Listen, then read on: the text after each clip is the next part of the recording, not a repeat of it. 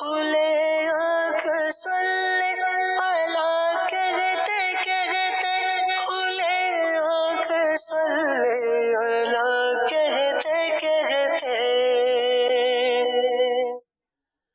الحمد للہ رب العالمین الصلاۃ والسلام علی سید الانبیاء والمرسلین اما بعد فاعوذ باللہ من الشیطان الرجیم بسم اللہ الرحمن الرحیم والصلاۃ والسلام علیک یا رسول اللہ وعلی آلک واصحابک یا حبیب اللہ والصلاۃ والسلام علیک یا نبی اللہ وعلی آلک واصحابک یا نور اللہ.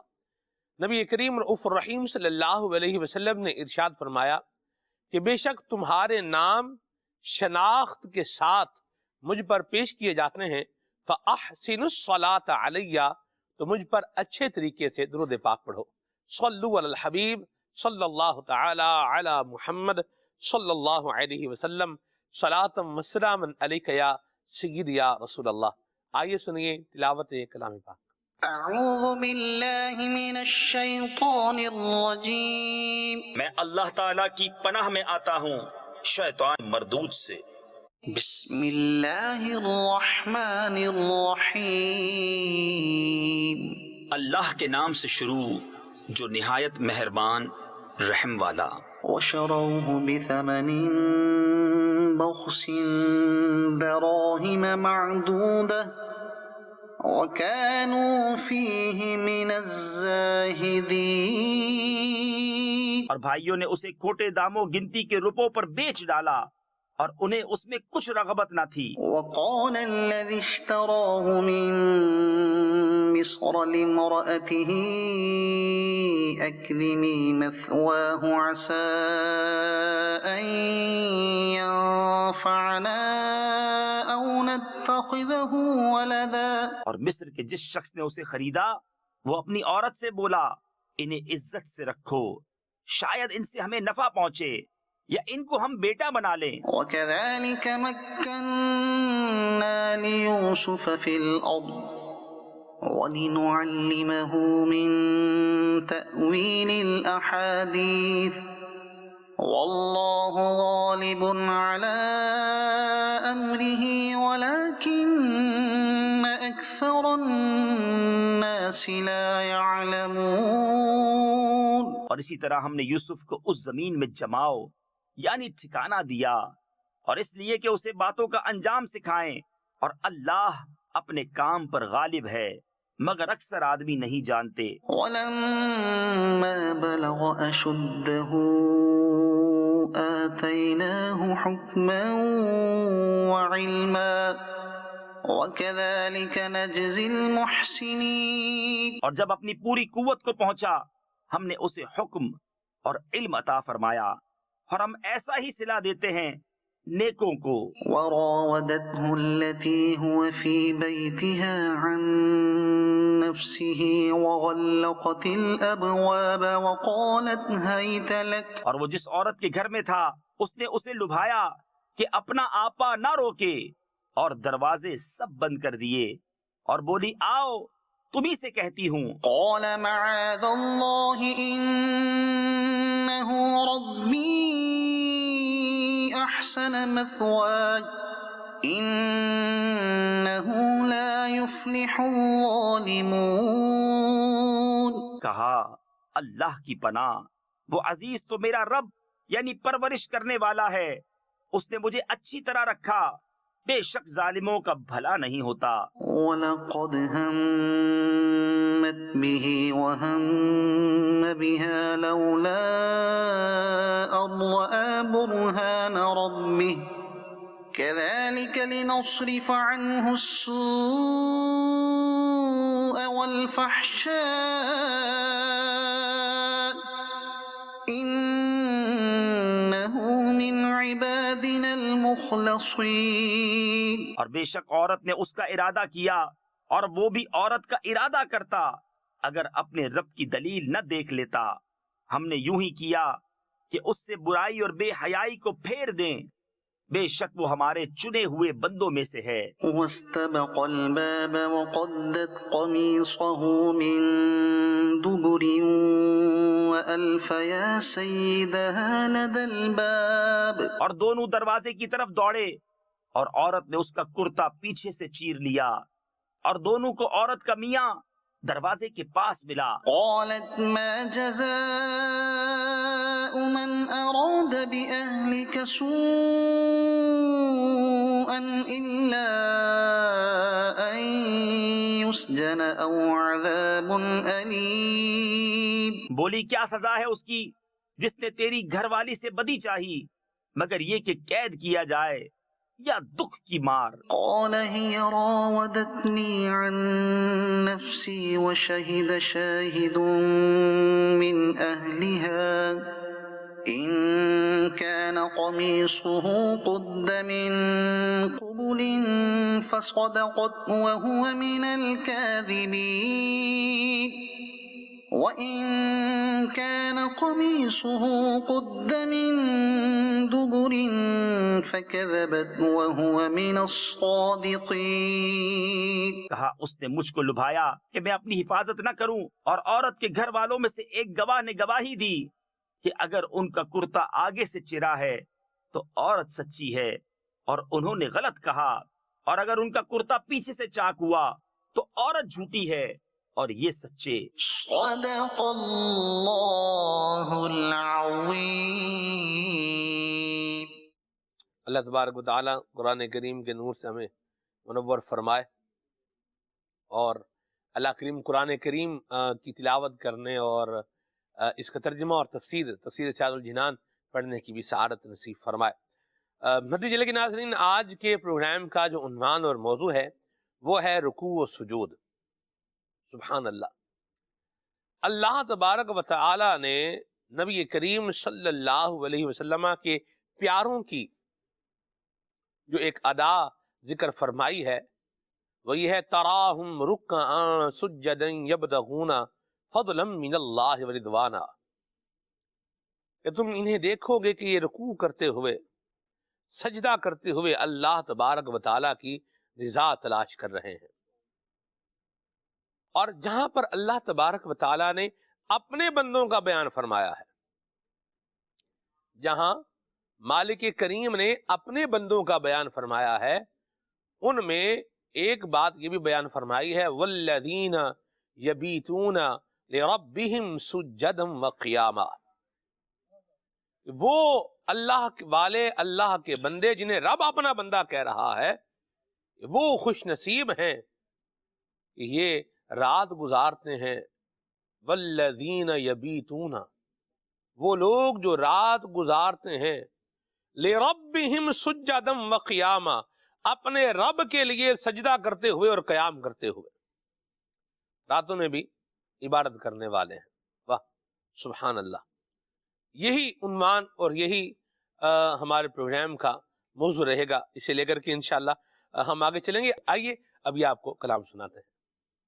مدینہ ساڑی جانے، مدینہ ساڑی جانے، مدینہ ساڑی جانے، مدینہ ساڑی جانے، خاک مدینہ، خاک مدینہ، خاک مدینہ، خاک مدینہ، خاک مدینہ، خاک مدینہ، خاک مدینہ، خاک مدینہ، خاک مدینہ ہوتی میں خاک سار ہوتا، ہوتی رہے مدینہ میرا غبار ہوتا، ہوتی رہے مدینہ میرا غبار ہوتا۔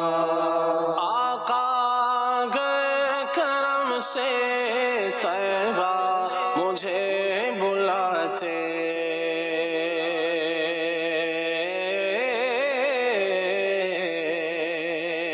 آقا گئے کرم سے طیبہ مجھے بلاتے، روزے پر صدقے ہوتا، ان پر نثار ہوتا، روزے روزے پر صدقے ہوتا، روزے پر صدقے ہوتا، ان پر نثار ہوتا، خاک مدینہ ہوتی میں خاکسار ہوتا، ہوتی مدینہ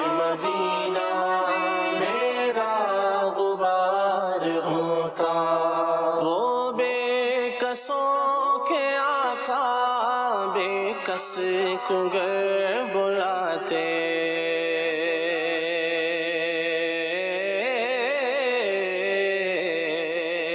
وہ بے کسوں کے آقا، وہ بے کسوں کے آقا بے کس کو گر بلاتے، کیوں سب کی ٹھوکروں پر پڑھ کر خوار ہوتا، کیوں سب کی ٹھوکروں پر، کیوں سب کی ٹھوکروں پر پڑھ کر خوار ہوتا، خاک مدینہ ہوتی میں خاکسار ہوتا،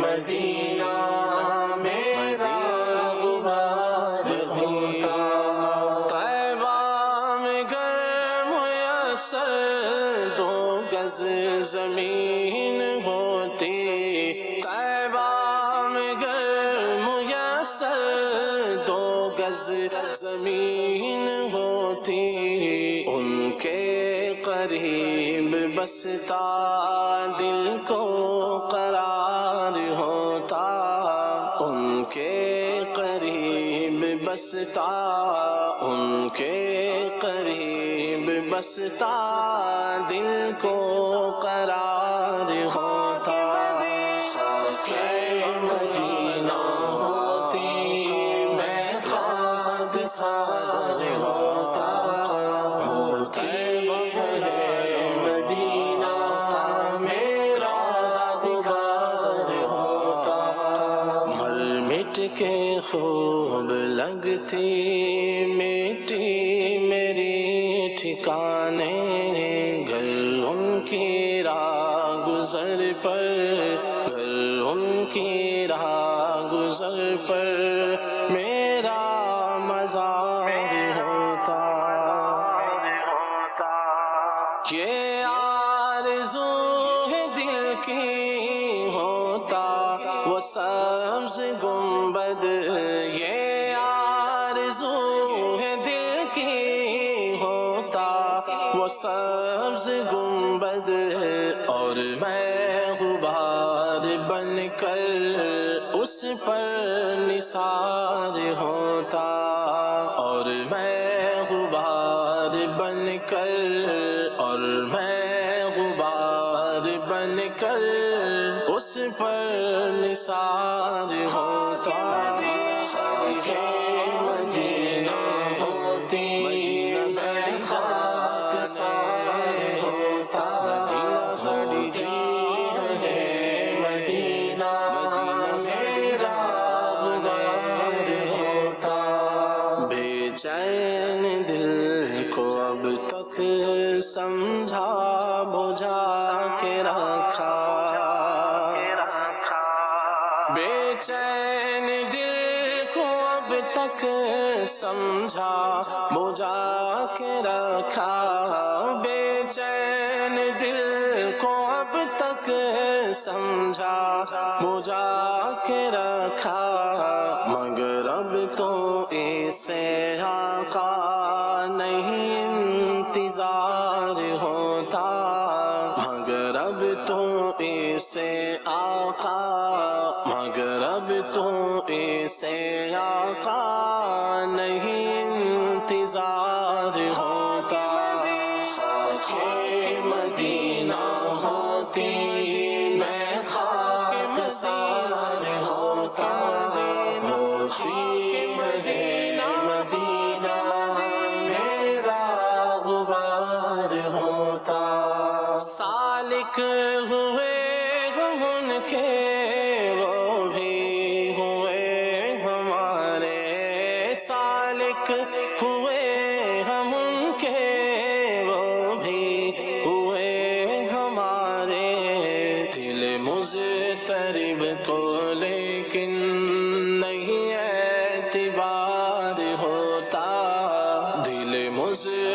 غریب کو لیکن دل مضطرب کو لیکن نہیں اعتبار ہوتا خاک مدینہ ہوتی میں خاک سار ہوتا ہوتی رہے مدینہ میرا غبار ہوتا. سبحان اللہ، کیا بات ہے جی خاک مدینہ کی. اور امیر سنت نے جو کلام لکھا ہے اس میں یہ ہے کہ اے خاک مدینہ تیرا کہنا کیا ہے، تجھے قرب شاہ مدینہ ملا ہے، معطر ہے کتنی تو خاک مدینہ کہ خوشبوؤں میں ذرہ ذرہ بسا ہے. سبحان اللہ. اللہ تبارک و تعالی ہم سب کو مدینہ منورہ کی بادب حاضری نصیب فرمائے اور حضور نبی کریم رؤوف الرحیم صلی اللہ تعالی علیہ وآلہ وسلم کی شفاعت اللہ نصیب فرمائے. رکوع و سجود نماز کی برکتوں پر یوں سمجھ لیں کہ آج کا ہمارا یہ پروگرام جو ہے وہ بیس کرے گا نماز کی برکتوں پر. راشد بھائی یہ بتائیے کہ نماز کی فرضیت سے پہلے مسلمانوں کا یہ عبادت کا انداز جو ہے یہ کیا تھا؟ بسم اللہ الرحمن الرحیم. بڑا شاندار آپ کا موضوع ہے اور آپ کا سوال بھی بڑا یونیک سا ہے کہ عموماً تو یہی بیان کیا جاتا ہے اور لوگ سمجھتے ہیں کہ معراج شریف کی رات اللہ تبارک و تعالیٰ نے اپنے محبوب اعظم صلی اللہ تعالی علیہ وسلم کے توسط اور وسیلے سے اپنے بندوں پر نماز فرض فرمائی. لیکن معراج مقدس کے واقعے کے رونما ہونے سے پہلے بھی صحابہ کرام اور نبی کریم علیہ الصلوۃ والسلام کا عبادت کا کیا انداز تھا؟ جی یہی سوال تقریباً 100 سال پہلے امام اہل سنت اعلیٰ حضرت سے ہوا تھا اور اعلیٰ حضرت امام اہل سنت نے اس سوال کے جواب میں ایک پورا رسالہ تحریر فرمایا تھا جو فتاوی رضویہ شریف کی 5ویں جلد میں موجود ہے. جمان التاج فی بیان الصلاۃ قبل المعراج. واہ واہ. جمان التاج فی بیان الصلاۃ قبل المعراج. اور امام اہل سنت اعلیٰ حضرت نے پوری اس میں تحقیق فرمائی ہے کہ اگرچہ معراج شریف کی رات ہی 5 نمازوں کی فرضیت کا حکم آیا لیکن معراج شریف کے واقعے اور پنجگانہ نماز کی فرضیت سے پہلے بھی پیارے آقا علیہ الصلوۃ والسلام اور پیارے آقا علیہ الصلوۃ والسلام کی تربیت اور تعلیم کے نتیجے میں صحابہ کرام نماز ادا فرماتے تھے. اور وہ نماز کس کیفیت کی تھی اس کو بھی امام اہل سنت نے بیان فرمایا ہے کہ جس طرح رکوع، سجود، قوما، قرات، جماعت، کپڑوں کا پاک ہونا، یہ تمام شرائط اور لوازمات جو مروجہ نماز میں ہیں، تو ان تمام لوازمات کے ساتھ معراج کی رات سے پہلے بھی نمازوں کی فرضیت سے پہلے بھی نماز کا ایک انداز تھا. یعنی اتنی یہ قدیم عبادت ہے جو پچھلے انبیاء کی شریعت میں بھی ملتی ہے. اور نبی کریم علیہ الصلوۃ والسلام پر 5 نمازیں فرض ہونے یعنی آپ کی امت پر فرض ہونے سے پہلے بھی یہ معاملہ ملتا ہے.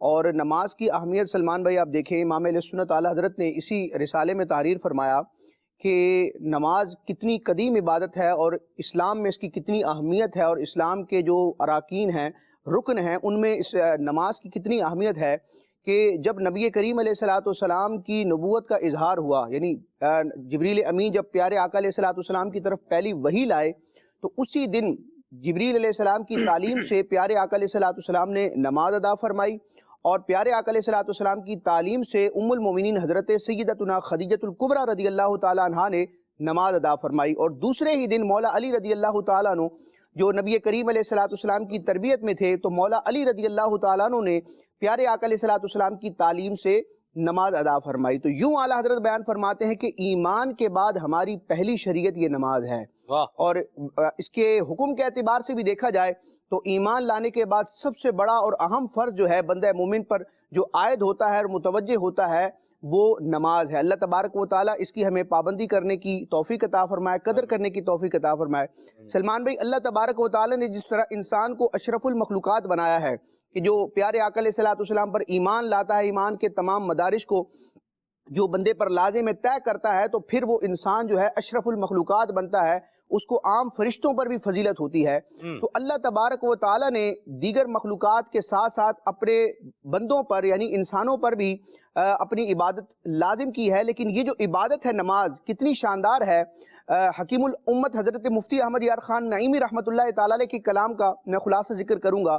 جو تفسیر نعیمی میں آپ نے شروع ہی میں سورہ بقرہ کی آیات کے تحت ذکر کیا کہ ہم پر جو نماز لازم ہے یہ کتنی شاندار عبادت ہے کہ یہ تمام فرشتوں کی عبادات کا مجموعہ ہے.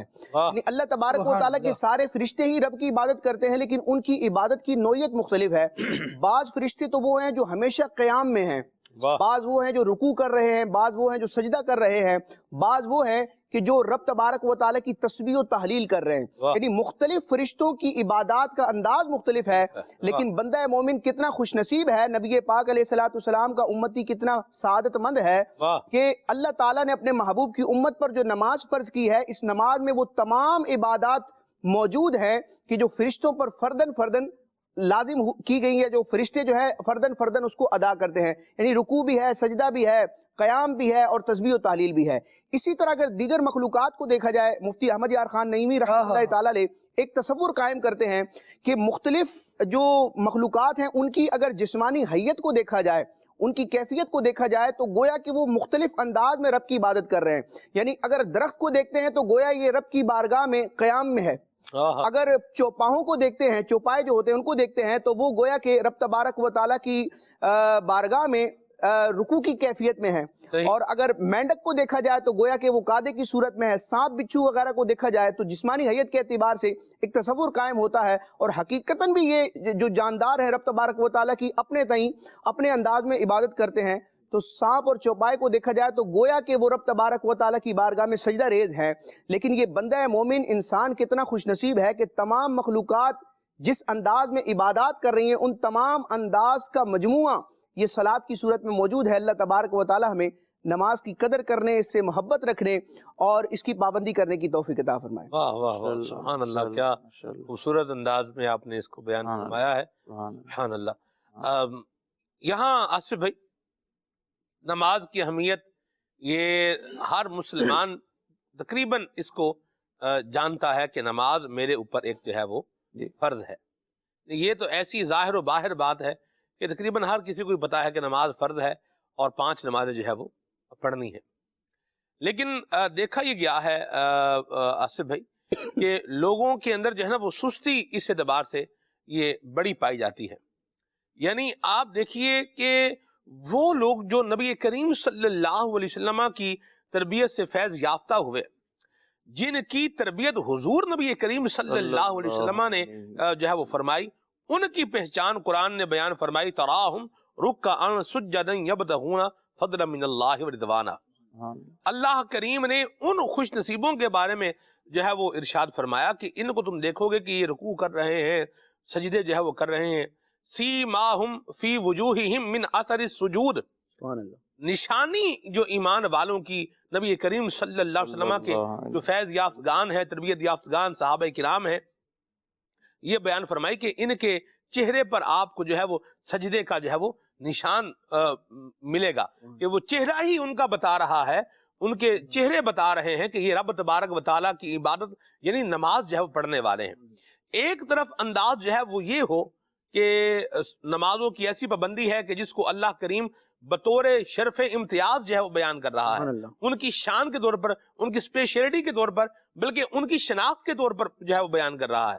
اور جبکہ دوسری طرف اگر جو ہے وہ دیکھیں ہمارے معاشرے کے اندر تو ایک غفلت کی بھی انتہا ہے، اور بعض اوقات تو وہ طبقہ کہ جو صوفیاء کے اندر اپنے آپ کو جو ہے وہ شمار کرواتا ہے یا گردانتا ہے، ان کا بھی یہی حال ہے کہ جی یہ فلاں کے پیچھے پڑھ رہے ہیں اور ادھر پڑھ رہے ہیں اور ادھر پڑھ رہے ہیں، پہلے عرش پہ پڑھ رہے ہیں یا فرش کے نیچے پڑھ رہے ہیں. کیا کہیں گے آپ؟ بسم اللہ الرحمن الرحیم. نماز جیسا کہ راشد بھائی نے بھی گفتگو کی ہے، اور سورۃ النور میں یہ فرمایا گیا ہے کل قد علم صلاتہ و تسبیحہ، کہ سب کو اپنی تسبیح بھی معلوم ہے اور سب کو اپنی نماز بھی معلوم ہے. وہ ایک الگ بات ہے کہ ان کی نماز تمہیں سمجھ آئے یا نہ آئے، یا ان کی تسبیح تم پر ظاہر ہو یا نہ ظاہر ہو، یہ دیگر مخلوقات کے اعتبار سے. اور جو مسلمانوں پر جو لازم ہے نماز، وہ تو نظر آنی ہی آنی ہے. یہ نہیں کہ کوئی یہ سمجھ لے کہ مخلوقات جو دیگر ہیں ان کی تسبیح یا نماز ہمیں نظر نہیں آتی تو ہم بھی اس کی طرح پڑھ رہے ہیں، تو ہم کیونکہ چوپائے نہیں ہیں، اشرف المخلوقات ہیں. تو اب جب ہم دعویٰ یہ ہے ہم اشرف المخلوقات ہیں تو اشرف ہونے کی وجوہات بھی ہوں گی. صحیح. تو وجوہات کیا ہیں ان کو تلاش کیا جائے. تو قرآن مجید فرقان حمید جیسا کہ آپ نے آیت تلاوت کی ہے سورہ فتح کی کہ انہیں جب دیکھو گے تو رکوع سجدے میں ملیں گے.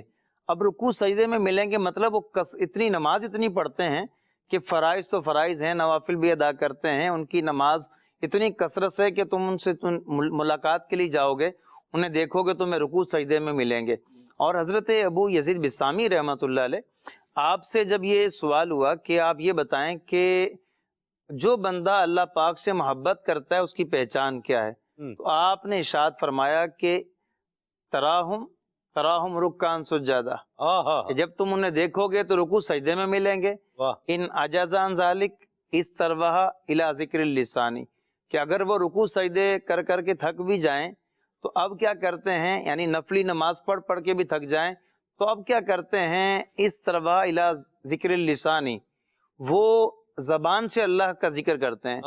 پھر آگے فرماتے ہیں ان عجز عن ذالک، ان کی زبان بھی تھک جائے، استرواہ الی ذکر القلب والتفکر، کہ وہ دل سے اللہ کو یاد کرتے ہیں. تو یہ اللہ والوں کی، اللہ سے محبت کرنے والوں کی پہچان یہ ہے کہ وہ نماز پڑھتے ہیں. انہیں رکوع سجدہ، اب رکوع سجدہ ایک وہ بظاہر نظر آنے والی چیز ہے، کیفیت نہیں ہے کہ کوئی شخص یہ کہے کہ میں بیٹھا ہوا میں نماز میں ہوں، یا تم مجھے دیکھ رہے ہو لیکن میں یہاں نہیں ہوں، میں تو مدینے میں ہوں، میں نماز وہاں پڑھ رہا ہوں. جیسا کہ آپ نے عرش اور فرش کا ذکر کیا، تو یاد رہے کہ جو معرفت ہے، اللہ تعالیٰ کا قرب ہے، یہ سب سے زیادہ حضرات انبیاء علیہ السلام کو نصیب ہوا، اور اس کے بعد صحابہ کرام کو نصیب ہوا، پھر اولیاء کاملین کو ان کے توسل سے نصیب ہوا. تو جتنی بھی یہ ہستیاں ہیں ان سب کی جو نماز تھی وہ فزیکلی تھی، وہ نظر آتی تھی، اس میں رکوع بھی تھے، اس میں سجدے بھی تھے.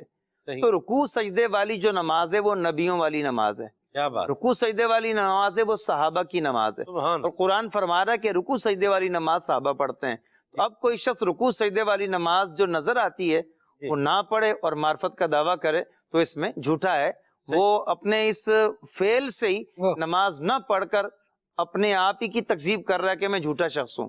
کیونکہ نماز انبیاء علیہ السلام پر لازم کی گئی، صحابہ کرام پر لازم کی گئی، اور انہوں نے نماز کس شاندار طریقے سے ادا کی کہ حضرت ابوبکر صدیق رضی اللہ تعالیٰ عنہ ان کو نماز پڑھتے ہوئے جو مشرکین تھے وہ اتنا متاثر ہوتے تھے، عورتیں بچے جمع ہو جاتی اور ان دیکھ دیکھ کے تعجب میں پڑھتی، اور مشرکین کو یہ شکوہ ہوتا تھا کہ ان کی نماز کو دیکھ کر یہ اسلام کی طرف مائل ہوتے ہیں. یہ ایسی نمازیں ان لوگوں کی تھیں. تو اب صحابہ کرام کی نمازوں کی یہ شان ہے، یہ رکوع سجدے والی نمازیں ہیں. اب معاملہ یہ کہ سستی کیوں ہے، لوگ کیوں نہیں پڑھ رہے، کیوں نہیں رہے.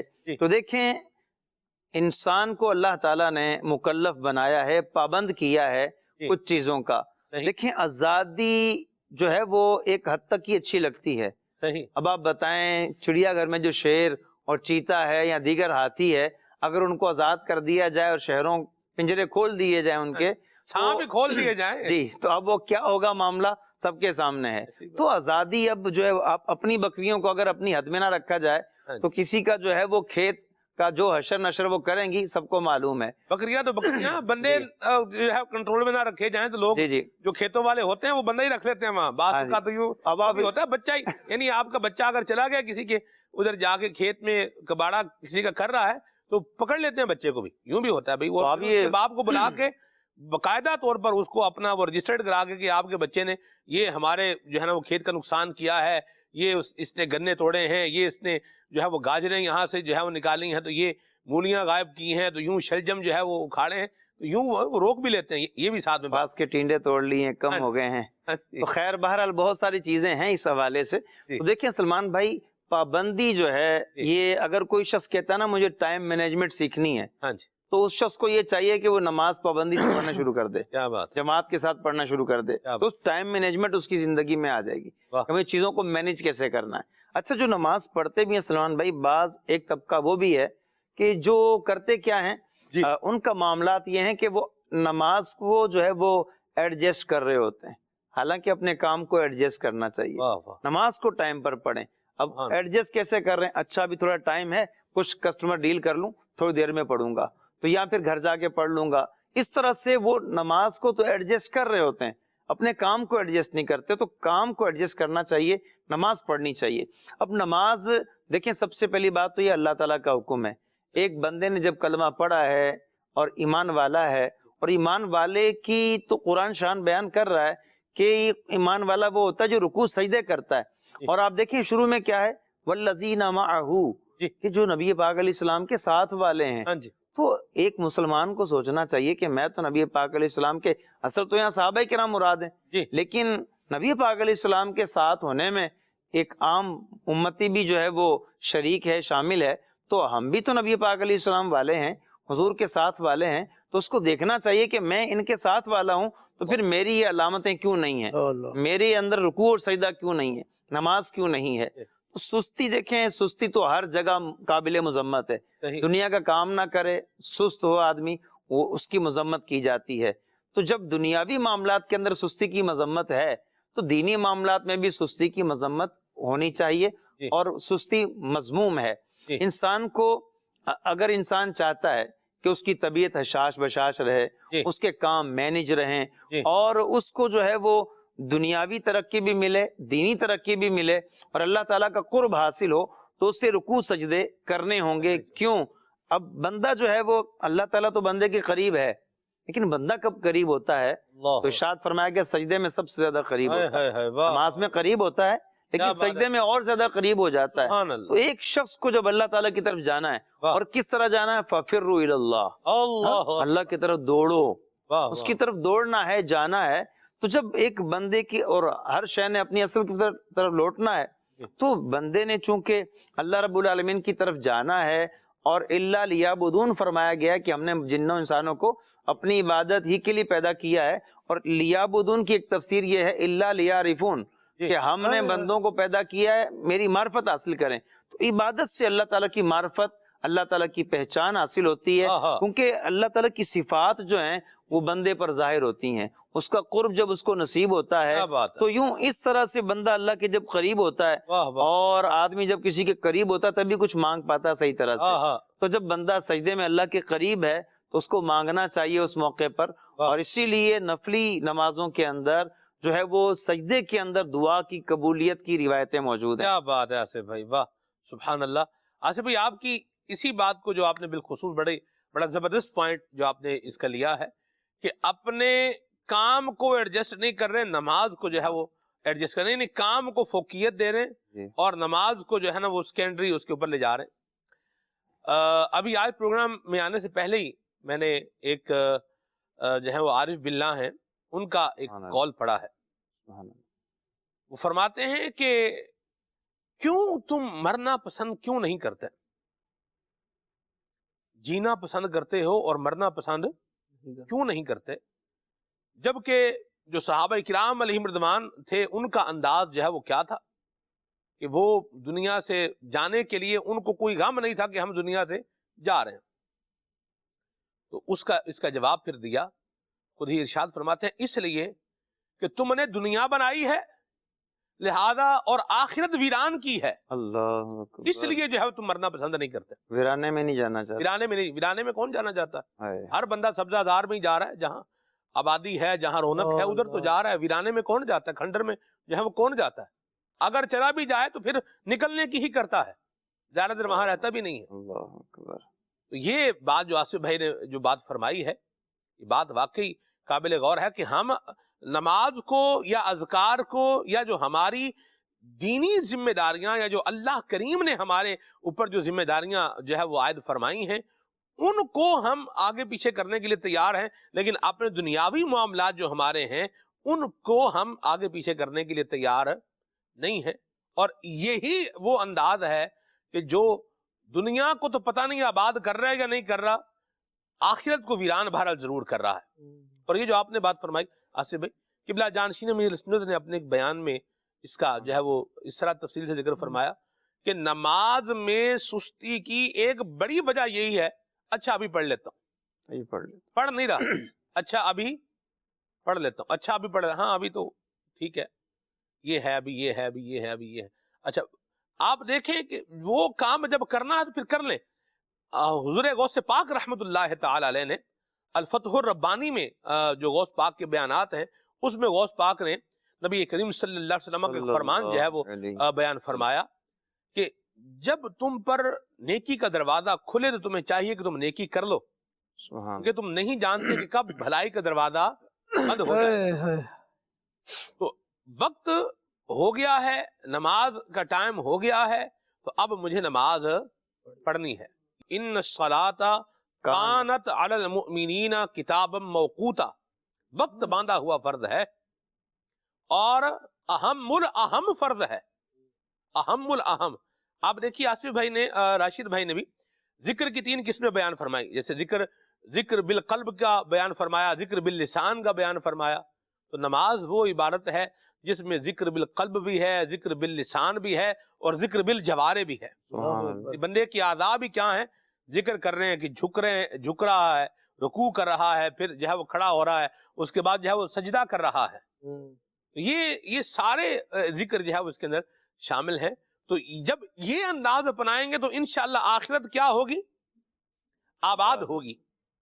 اور آخرت جب آباد ہوگی تو بندہ جب دنیا سے جو ہے وہ جائے گا تو خوشخبریاں خالد بھائی اس کو جو ہے وہ دی جا رہی ہوں گی۔ یا ایتھا النفس المطمئنہ اللہ ارجعی الی ربک راضیۃ مرضیہ۔ سبحان اللہ، سبحان اللہ۔ کیا اللہ رب العالمین جل وعلا سے لقاء کا باب ہے نماز۔ واہ، اللہ تبارک و تعالیٰ کی ملاقات ہے، اور جن آیات میں اللہ تبارک و تعالیٰ کی بارگاہ میں پیش ہونے کا ذکر ہے، بعض صحابہ کرام علیہم رضوان کے انداز ان کو سن کر ایسا لگتے تھے جیسے یہ ابھی تیار ہیں کہ ابھی رب کی بارگاہ میں پیش ہو جائیں۔ اللہ اکبر۔ آیت کریمہ ہے سورہ بقرہ کی، رب العالمین نے ارشاد فرمایا کیف تکفرون باللہ وکنتم امواتا فاحیاکم ثم یمیتکم ثم یحییکم ثم الیہ ترجعون۔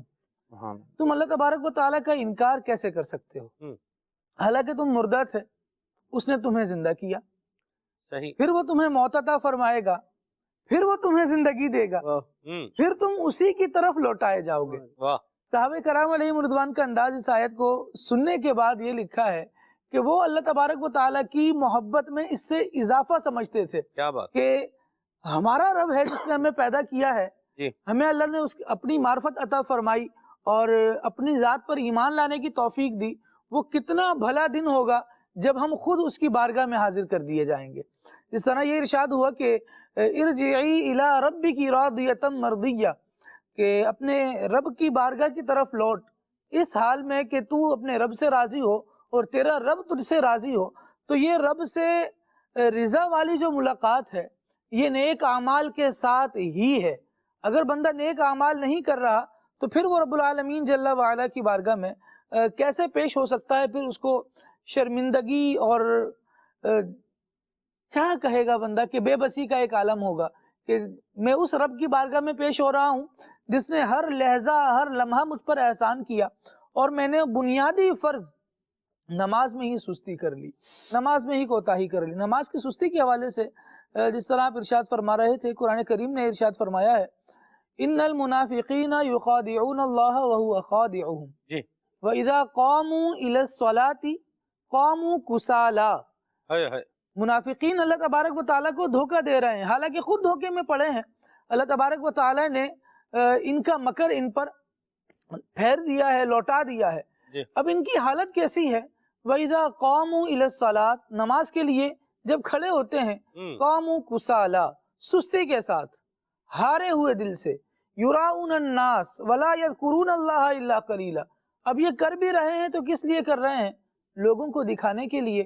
اللہ تبارک و تعالیٰ کا دل، اللہ تبارک و تعالیٰ کا ذکر تھوڑا تھوڑا کر رہے ہیں۔ اور مومنوں کو حکم کیا ہے؟ یا ایھا الذین آمنوا اذکروا اللہ ذکرا کثیرا، کثرت سے ذکر کرو۔ اور یہاں منافقین ہیں جو تھوڑا تھوڑا ذکر کر رہے ہیں، ان کا یہ وصف بیان کیا گیا۔ آگے رب العالمین جل وعلا ارشاد فرماتا ہے مذبذبین بین ذالک لا الہ ہؤلاء ولا الہ ہؤلاء، یہ ایمان و کفر کے درمیان ڈگمگا رہے ہیں کہ اس طرف جائیں، ایمان والوں کا ساتھ نبھائیں کہ کافروں کا ساتھ نبھائیں۔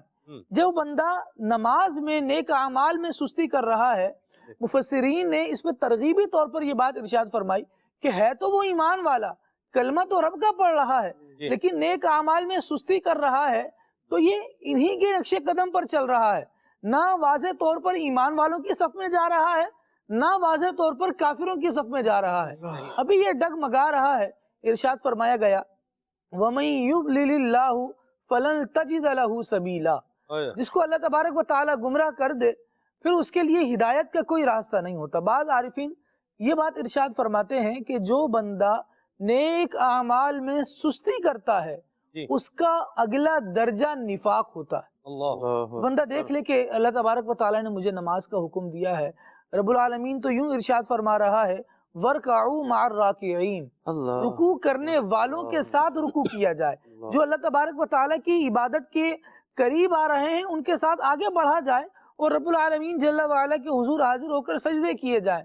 بعض اکابرین تو یوں بھی ارشاد فرماتے تھے، اور کیا معاملہ ہوتا تھا ان کو، کہتے جماعت کے ساتھ ہم نماز اس لیے بھی پڑھتے ہیں کہ اللہ تبارک و تعالیٰ ان میں سے کسی ایک کی بھی نماز قبول فرمائے تو اس کے صدقے میں ہماری بھی نماز قبول ہو جائے گی۔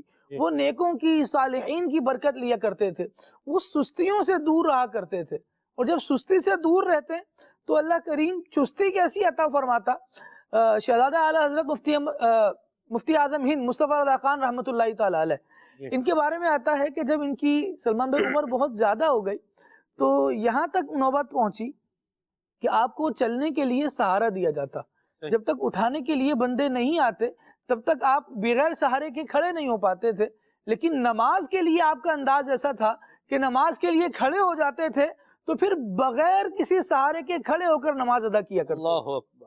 حضور داتا صاحب رحمۃ اللہ تعالیٰ علیہ کے معاملات میں آیا، ان سے کسی نے پوچھا کہ حضرت آپ اتنی پیری کے عالم میں ہیں، اتنی بڑی عمر ہو گئی آپ کی، اور ہم دیکھتے ہیں آپ کو کہ آپ نماز میں بڑے چست رہتے ہیں، اس کے لیے بڑے مستعد اور تیار رہتے ہیں، ایسا کیوں ہوتا ہے؟ آپ ارشاد فرماتے ہیں کہ جب ہماری جوانی تھی اور طاقت کے دن تھے تب ہم اللہ تبارک و تعالیٰ کے ذکر کے لیے ہمیشہ تیار رہتے تھے، اب اللہ تبارک و تعالیٰ نے ہمیں یہ انعام عطا فرمایا ہے کہ بڑھاپے میں وہ نماز کے وقت ہمیں خاص طاقت عطا فرمایا۔ جب بندہ اللہ تبارک و تعالیٰ کے کاموں میں لگ جاتا ہے تو پھر اللہ تبارک و تعالیٰ اس کے کام آسان فرما دیتا ہے۔ ایک حدیث مبارکہ میں نبی پاک علیہ الصلوۃ والسلام نے اس بات کو بیان فرمایا، اور کتنی پیاری بات ہے۔ ارشاد فرمایا کہ اللہ تبارک و تعالیٰ نے بندے کی فطرت کے مطابق اس پر کاموں کو آسان کر دیا ہے، جو ذکر کی طرف جاتا ہے اور عبادت کی طرف آتا ہے اللہ کریم اس پر ذکر و عبادت آسان فرما دیتا ہے۔ کیا بات، اور جو اپنی مشغولیت گناہوں میں بناتا ہے تو اس کے لیے وہ گناہ کرنا آسان ہو جاتا ہے۔ تو بندے کو چاہیے کہ وہ اپنے دل پر غور کرے کہ اس کا دل عبادت کی جانب ہے یا گناہوں کی جانب ہے۔ یہ جو بات کی ہے مفتی اعظم ہند رحمت اللہ علیہ کی، یہ مجھے اس شخص نے بیان کی جنہوں نے خود دیکھا مفتی اعظم ہند رحمت اللہ اکبر، اللہ اکبر۔ مرحوم فخر الدین جو تھے، یہ ایک ہند کے ایک وہاں کے رہنے والے تھے، یہ پھر پاکستان آ گئے اور پھر ہمارے شہر نوابشاہ میں یہ رہتے تھے۔ انہوں نے مجھے یہ واقعہ بتایا کہ ہم خود مفتی اعظم ہند رحمت اللہ علیہ کی خدمت میں حاضر ہوئے اپنے ایک عزیز کے ساتھ، تو ہم نے یہ خود دیکھا کہ لوگ جو ہے سہارا دے کر لائے، لیکن جب نماز کے لیے کھڑے ہوئے مفتی اعظم ہند رحمت اللہ علیہ تو ایک دم ایکٹیو ہو گئے، پھر لوگ پیچھے ہٹ گئے اور پھر آپ نے پوری نماز مکمل کھڑے ہو کر ادا فرمائی۔ تو یہ جو ہے نا آنکھوں دیکھی بات ہے۔ اور پھر خود نماز کی اہمیت آپ دیکھیں کہ شہزادے کی نماز کا یہ عالم ہے، اور تو والد گرامی کی نماز کا کیا عالم۔ آپ نے ایک جگہ فتویٰ سوال کیا گیا تو آپ نے جواب میں شروع میں یہ تمہیدی طور پہ فرمایا کہ کچھ دن ایسے ہو گئے ہیں کہ بیماری کی وجہ سے 4 لوگ مجھے کرسی پہ بٹھا کر لے جاتے ہیں اور میں نماز پڑھ لیتا ہوں۔ امام اہل سنت رحمت اللہ علیہ نماز کی جو محبت تھی آپ کے بارے میں، ایک مرتبہ کچھ لوگ نہیں تھے تو آپ مسجد چونکہ ساتھ ہی تھی، اب اعلیٰ حضرت امام اہل سنت کے بارے میں دیکھنے والوں نے بتایا کہ امام اہل سنت خود جو ہے وہ زمین پر رگڑتے ہوئے پہنچے۔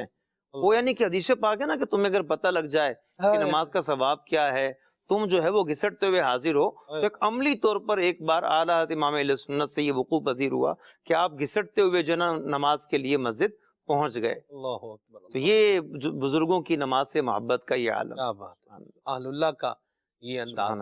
آپ کو صحابہ کرام علیہ رضوان کی زندگی میں نماز ملے گی، اہل بیت طہار کی زندگی میں نماز ملے گی، سیدہ مخدومہ کائنات فاطمہ الزہراء رضی اللہ تعالی عنہا کی زندگی میں نماز ملے گی، حسنین کریمین کی زندگی میں آپ کو نماز ملے گی، نبی کریم رؤوف الرحیم صلی اللہ علیہ وسلم کی جو جانثار ہیں ان کی زندگی میں آپ کو نماز ملے گی، اور نماز سے محبت بھی پھر کمال کی ہے۔ سلمان میں ایک جملہ عرض کروں کہ آپ کو اہل اللہ کی قبروں میں نماز ملے گی۔ اللہ اکبر۔ سبحان اللہ۔ یہ جو واقعہ معراج میں اکثر ایک واقعہ بیان کیا جاتا ہے ہاں جی کہ نبی پاک علیہ الصلوۃ والسلام جب موسیٰ علیہ الصلوۃ والسلام کی قبر سے گزرے جی تو موسیٰ علیہ الصلوۃ والسلام کیا کر رہے تھے؟ فَإِذَا هُوَ قَائِمٌ يُصَلِّي، صلی فی قبر، تو وہ اپنی قبر میں کھڑے ہو کر نماز ادا فرما رہے تھے۔ اور کئی اہل اللہ کے بارے میں اس طرح کے واقعات کتابوں میں درج ہیں کہ انہوں نے یہ دعا کی کہ مولا اگر تو دنیا سے جانے کے بعد کسی کو قبر میں بھی تلاوت کی یا نماز کی سعادت بخشے تو مجھے بھی ان میں شامل فرما۔ واہ واہ تو ان واہ۔ کے انتقال کے بعد ان کی قبروں پہ حاضر ہونے والے افراد نے باقاعدہ خود سنا کہ وہ نماز ادا کر رہے ہیں، کہ وہ قرآن پڑھ رہے ہیں، اس کی آوازیں ان کی قبروں سے آ رہی ہیں۔ تو یہ کوئی بعید بات نہیں ہے۔ رب العالمین نے قرآن میں ارشاد فرمایا ہے من عمل صالحا من ذکر او انثى وهو مؤمن فلنحيينه حیاتا طیبہ۔ بندہ زندگی میں ایمان والا ہو اور اس کی پھر زندگی عمل سے عبارت ہو، جی تو پھر نتیجہ کیا ہوتا ہے کہ جب وہ دنیا سے چلا بھی جاتا ہے تو رب العالمین ارشاد فرماتا ہے فَلَنُحْيِيَنَّهُ حَيَاةً طَيِّبَةً، پھر ہم ضرور اسے پاکیزہ زندگی جلائیں گے، پاکیزہ زندگی عطا فرمائیں گے۔ اس کے تحت لکھا کہ پھر انہیں مرنے کے بعد بھی اللہ تبارک و تعالی ان کاموں کی توفیق اور سعادت عطا فرماتا ہے جن سے ان کے دلوں کو راحت ہوتی ہے۔ کیا بات ہے، سبحان اللہ۔ اللہ کریم ہمیں بھی نماز کی پابندی کرنے کی سعادت نصیب فرمائے۔ نیت کر لیں مدنی چینل کے ناظرین کہ انشاءاللہ اب ہماری کوئی نماز قضا نہیں ہوگی، اگر پہلے سستی رہی ہے تو اب یہ سستی انشاءاللہ الکریم دور ہوگی۔ یہ ہے نا سب کے پاس یہ تقریباً جسے دیکھیں، اس کو استعمال کرنے میں سستی نہیں ہوتی، اس کو استعمال کرنے میں سستی نہیں ہے۔ یہی اسی کا ایک استعمال بتا رہا ہوں بھئی، جب اس کو سرہانے رکھ کے سونا ہے، اللہ اکبر۔ آپ دیکھیں، میں ایک بات کہنا چاہ رہا ہوں لیکن میں سوچ رہا ہوں میں کہوں یا نہیں کہوں۔ ہم اپنے دل کا جائزہ لے لیں، جتنی محبت ہمیں موبائل سے ہے، جتنی نماز سے ہے۔ اللہ اکبر۔ نماز تو وہ ہے جو قبر میں بھی راحت کا سبب بنے گی، اور یہ دنیا میں بھی بے چینی کرتا ہے، دنیا میں بھی بے سکون ہی کر رہا ہے۔ نیندیں اڑائی ہوئی ہیں اس نے، نیند اڑائی ہے، نہیں نیند ہی نہیں آ رہی۔ جب تک یہ جان چھوٹے گی اس سے تو پھر آنکھیں بند ہوں گی تو نیند آئے گی۔ نیند کوئی مطلب کوئی اوپر سے تھوڑی آتی ہے بھائی میں آ گئی ہوں بھائی، وہ تھوڑی ہوتا ہے۔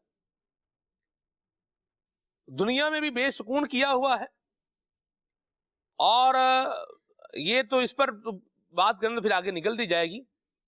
تو جب اس کو سرہانے ہی رکھ کے سونا ہے تو اس میں فجر کا الارم بھی لگائیں۔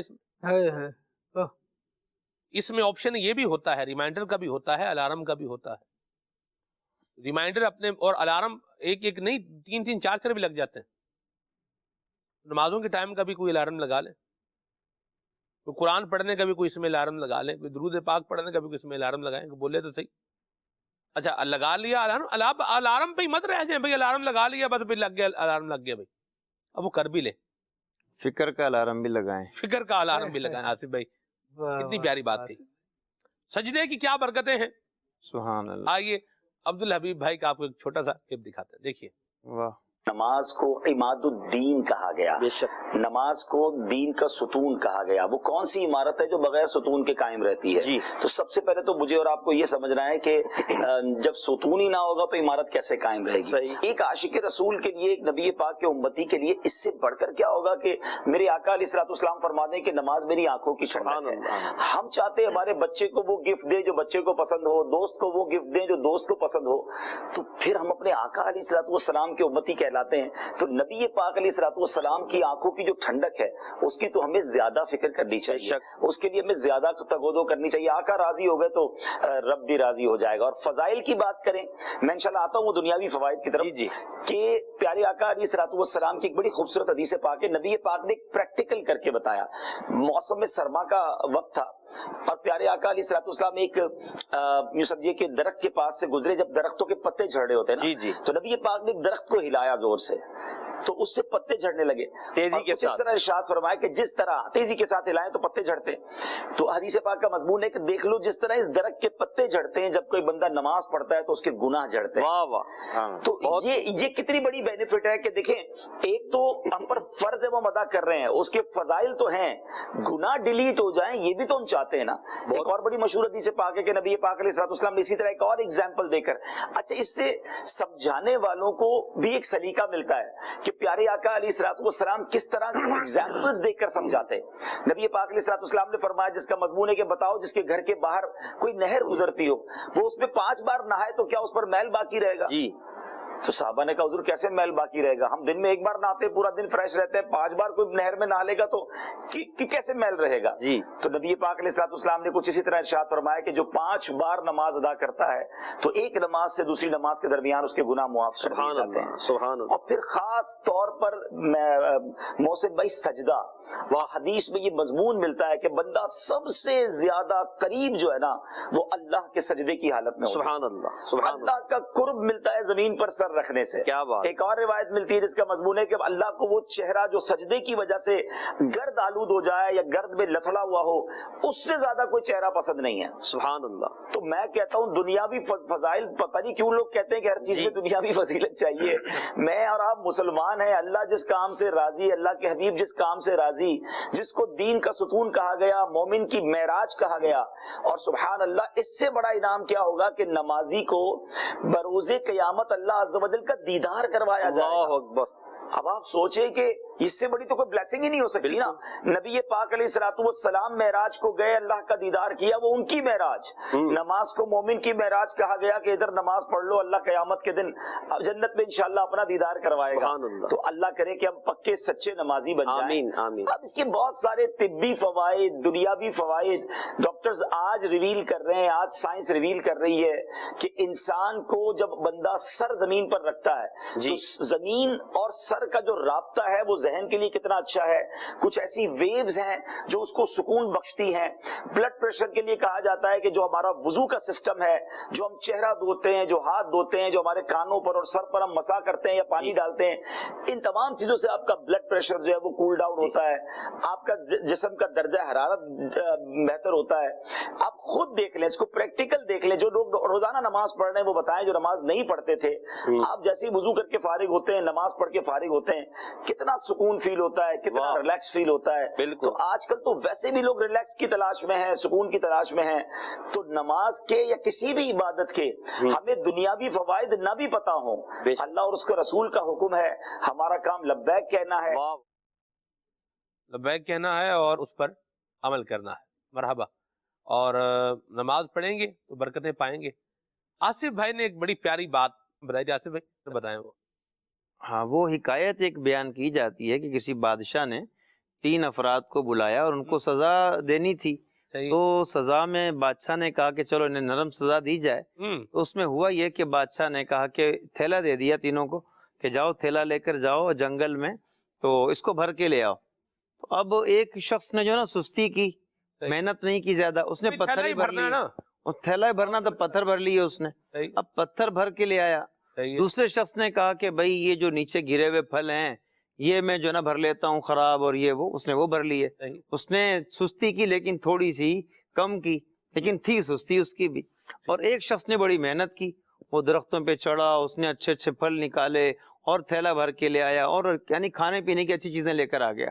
اب جب تینوں تھیلے لے کر بادشاہ کے پاس پہنچے نا, تو بادشاہ نے کہا کہ بھئی اب ان کو جو ہے وہ تھیلے چیک نہیں کیے, کہا کہ اب ان تینوں کو ان تھیلوں کے ساتھ جو ہے وہ جیل میں بند کر دو, اور ان کی خوراک وہی ہے جو یہ لے کر آئے ہیں, یعنی ان کا انعام وہی ہے جو یہ لے کر آئے ہیں. اب یہ دیکھیں کہ اس سے سبق لکھنے والے نے یہ دیا کہ بھئی بات یہ ہے کہ اللہ تعالیٰ نے انسان کو دنیا میں بھیجا ہے, اب جتنا کچھ چن لے. اگر کوئی سستیاں کرتا ہے تو وہ کیا کرتا ہے, گناہوں میں پڑ جائے گا. گناہ آسان ہوتے ہیں, اب وہ سستی میں پڑا ہوا ہے, نیک اعمال میں مشقت ہوتی ہے, اور جنت کو اللہ تعالیٰ نے مشقتوں سے ڈھانپ رکھا ہے, اور جہنم جو ہے اس کو خواہشات سے ڈھانپا ہوا ہے.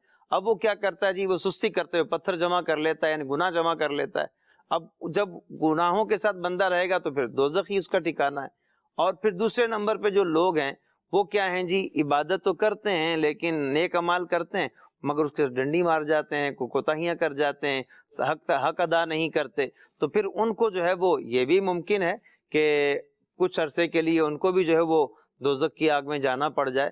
لیکن جو تیسرا شخص ہے اس نے نیکیاں ہی جمع کی ہیں، عبادات ہی جمع کی ہیں، تو اب ہوا کیا تھا کہ پتھر والا جس نے پتھر جمع کیے تھے تھیلے میں، وہ تو جلدی فوت ہو گیا کیونکہ کھا نہیں سکتا پتھر کو، اور دوسرا جس نے سڑے ہوئے فروٹ جمع کیے تھے اس نے مشکلات سے وہ پھل کھا لیے اور تھوڑا سا وقت گزار لیا۔ لیکن جس نے اچھے پھل جمع کیے، محنت کر کے جو لایا تھا، اس کو جو خوراک ملی اس کی بنیاد پر اس نے زیادہ عرصے وہاں زندگی گزار لی۔ تو اب انسان کو اللہ تعالیٰ نے دنیا میں بھیجا ہے، اس کو چاہیے کہ اچھے اچھے پھل چن لے، نیکیاں چن لے۔ بلکہ ایک حدیث پاک میں یہ بھی فرمایا کہ ذکر کے حلقے جو ہے یہ جو ہے وہ باغات ہیں، کھیتیاں ہیں، جب تم یہاں سے گزرا کرو تو چر لیا کرو، کچھ کھا لیا کرو، چن لیا کرو۔ تو اللہ کا ذکر جو ہے اس میں سب سے اہم ذکر جو ہے وہ نماز ہے، اور نماز کو امام اہل سنت اعلی حضرت فرماتے ہیں کہ اللہ تعالیٰ کا جو ذکر ہے اس میں سب سے بڑا ذکر، سب سے افضل ذکر نماز ہے۔ اور قرآن مجید میں بھی ہے اقیم الصلاۃ لذکری، میری یاد کے لیے نماز قائم کر۔ تو نماز جو ہے وہ اللہ تعالیٰ کا ذکر ہے، اور ذکر کی وہی کہ اعلیٰ قسم ہے، ذکر بالجوارح بھی ہے، ذکر بالقلب بھی ہے، اور ذکر باللسان بھی ہے۔ ذکر کی تمام اقسام جو ہے وہ اس نماز میں پائی جاتی ہیں۔ مرحبا، سبحان اللہ۔ راشد بھائی، نبی کریم صلی اللہ علیہ وسلم نے کتنی نمازیں ادا فرمائی؟ سبحان اللہ۔ ویسے تو میں نے یہ ذکر کیا کہ نماز کی فرضیت سے پہلے بھی پیارے آقا علیہ الصلوۃ والسلام نماز ادا فرماتے تھے، لیکن معراج شریف میں جو نماز فرض کی گئی تو اس کے بعد تقریباً 11 سال اور 6 ماہ نبی کریم علیہ الصلوۃ والسلام اس ظاہری دنیا میں ظاہری حیات کے ساتھ متصف رہے۔ تو اس دوران جو پیارے آقا علیہ الصلوۃ والسلام نے نمازیں ادا فرمائی، علماء کرام کی ریسرچ کے مطابق یہ تقریباً 20,000 نمازیں تھیں، اور اگر نماز جمعہ کا حساب لگایا جائے تو تقریباً 500 نماز جمعہ نبی کریم علیہ الصلوۃ والسلام نے ادا فرمائے، اور جو نماز عید ہے وہ تقریباً 9 کی تعداد میں تھیں۔ سلمان بھائی، یہاں جو خالد امیر بھائی نے ماشاءاللہ وہ معراج کا تذکرہ کیا، چونکہ معراج کا مہینہ بھی ہے رجب المرجب کا، تو ہم معراج اور نماز کو اگر دیکھتے ہیں، یعنی معراج جو ہے وہ نبی کریم علیہ الصلوۃ والسلام کی معراج ہے، اور آپ کے صدقے میں آپ کی امت پر بھی فضل و احسان ہوا۔ بندہ مومن کی معراج نماز ہے، تو نبی کریم علیہ السلام کی معراج اور آپ کے غلام امتی کی معراج میں کتنی مناسبت ہے کہ معراج کے سفر کی ابتدا دیکھیں اور انتہا دیکھیں، اور اس کے مختلف مراحل دیکھیں، تو یہاں ہمیں دیگر عجائبات کے ساتھ ساتھ مسجد بھی نظر آتی ہے اور نماز بھی نظر آتی ہے۔ ویسے عموماً یہ ہوتا ہے کہ روٹین میں تو انسان عبادات کی طرف مائل ہوتا ہے، لیکن اگر کوئی خوشی کا موقع ہے، گھر میں خاندان میں کوئی ایونٹ آتا ہے، تو پھر انسان وہ جو آصف اقبال بھائی نے فرمایا کہ وہ معاملات کو پھر ڈیلے نہیں کرتا، معاذ اللہ نماز کو ڈیلے کر رہا ہوتا ہے کہ نماز پڑھ لوں گا، ابھی وقت ہے، ابھی وقت نکلا نہیں ہے، تو اپنی ان خوشی کے مواقع کو ترجیح دیتا ہے، پریورٹی دیتا ہے۔ اب ذرا اندازہ کریں کہ نبی کریم علیہ الصلوۃ والسلام کا وہ معجزہ جو اخص الخصائص میں سے ہے، نبی کریم علیہ الصلوۃ والسلام ہی کی خصوصیات میں سے جو کسی نبی کے حصے میں بھی جو عظمتیں اور رفتیں نہ آئیں، جو پیارے آقا علیہ الصلوۃ والسلام کو میسر ہوئی، اور کتنی بڑی شادی تھی، جس کو امام اہل سنت یوں بیان کرتے ہیں، منظور فرماتے ہیں کہ وہ سرور کشور رسالت جو عرش پر جلوگر ہوئے تھے، نئے نرالے طرب کے ساما عرب کے مہمان کے لیے تھے، بہار ہے شادیاں مبارک چمن کو آبادیاں مبارک، ملک فلک اپنی اپنی لہجے یہ گر انا دل کا بولتے تھے۔ تو اتنی بڑی شادی ہے، اتنا بڑا ایونٹ ہے، لیکن ہم دیکھتے ہیں کہ اس اتنے عظیم موقع پر بھی اللہ کے محبوب علیہ الصلوۃ والسلام رب کی بارگاہ میں سربہ سجود ہوتے ہیں، اور مسجد حرام سے یہ سفر ہوتا ہے، اور پھر دیکھتے ہیں کہ سفر معراج میں جو زمینی معراج تھی اس میں تقریباً 3 مقامات پر نبی اعظم علیہ الصلوۃ والسلام نے نماز ادا فرمائی۔ ایک تو جو مدینہ منورہ کی سرزمین ہے، یہاں پر آپ علیہ الصلوۃ والسلام نے نماز ادا فرمائی،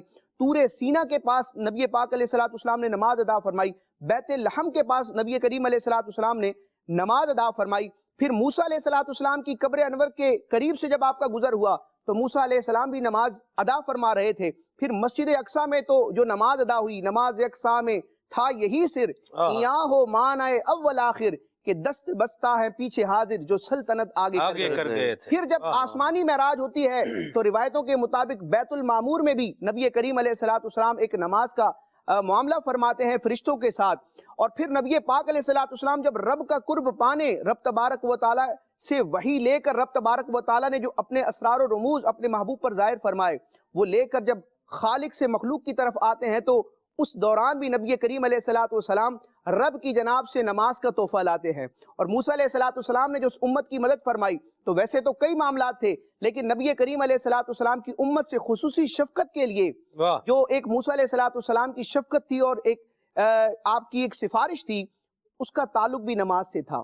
تو نماز کو آپ دیکھیں کہ کتنی اہمیت ہے کہ نبی کریم علیہ الصلوۃ والسلام کے اخص الخصائص، معجزے اور کائنات کی اتنی بڑی حقیقت اور اتنے بڑے موقع پر بھی قدم قدم پر ہمیں نماز نظر آتی ہے. تو اے کاش کہ ہم بھی قدم قدم پر خوشی ہو غمی ہو ہر حال میں رب تبارک و تعالیٰ کی عبادت کریں. تو گویا کہ جس طرح نبی پاک علیہ الصلوۃ والسلام کی معراج میں ہمیں ہر جگہ نماز نظر آتی ہے، اگر زندگی میں بھی ہم نماز لے آئیں گے تو انشاءاللہ ہماری زندگی بھی معراج کی طرح بہار والی ہو جائے گی. کیا بات ہے جی، سبحان اللہ. اللہ کریم ہمیں برکتیں اور یہ سعادتیں نصیب فرمائے اور عمل کی سعادت بھی عطا فرمائے. اچھا، نماز سے محبت کیسے پیدا ہو، آئیے اس پر آپ کو ویڈیو کلپ دکھاتے ہیں. قبلہ شیخ الحدیث و تفسیر حضرت مولانا مفتی محمد قاسم صاحب اتاری دامت برکاتہ القدسیہ کا. آئیے دیکھیے. ایک بزرگ سے کسی نے پوچھا کہ حضور نماز سے محبت ہو جائے اور نماز کا لطف ملے اور نماز کی برکتیں ملے، اس کا طریقہ کیا ہے؟ فرمایا کہ نماز سے پہلے نا 2-3 جملے کہہ لیا کرو. پوچھا وہ کیا؟ کہا کہ نماز سے پہلے یہ کہا کرو کہ یا اللہ میں تیری عبادت اس لیے کر رہا ہوں کہ تو اس کا مستحق ہے کہ تیری عبادت کی جائے، اور میں اس لیے عبادت کر رہا ہوں کہ تو میرا معبود ہے، میں تیرا بندہ ہوں. میں اس لیے عبادت کر رہا ہوں کہ مجھے تجھ سے محبت ہے. میں اس لیے عبادت کر رہا ہوں کہ میں کچھ نہیں ہوں اور تیری ہی ذات جو ہے نا وراء الورا ہے.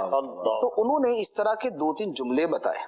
اچھا، وہ 2-3 جملے بتائے نا، تو اس کے بعد جب نماز سے پہلے یہ جملے کہنا شروع کیے تو نماز کا جو لطف اور جو اس کی روحانیت تھی وہ حاصل ہونا شروع ہو گئی. اس کے ساتھ نماز سے پہلے یہ والی دعا بھی روایات کے اندر موجود ہے کہ جب بندہ اللہ اکبر کہتا ہے تو اس سے پہلے وہ یہ پڑھے انی وجہت وجہی للذی فطر السماوات والارض حنیفا وما انا من المشرکین، کہ میں نے اپنا چہرہ پھیر دیا اس کی طرف جس نے آسمان و زمین کو پیدا کیا. یہ اسی طرح کا جملہ ہے جو حبیب نجار رضی اللہ تعالی عنہ نے فرمایا تھا، جو سورہ یاسین میں ہے وَمَا لِيَ لَا أَعْبُدُ الَّذِي فَطَرَنِي، مجھے کیا ہے کہ میں اس کی عبادت نہ کروں جس نے مجھے پیدا کیا.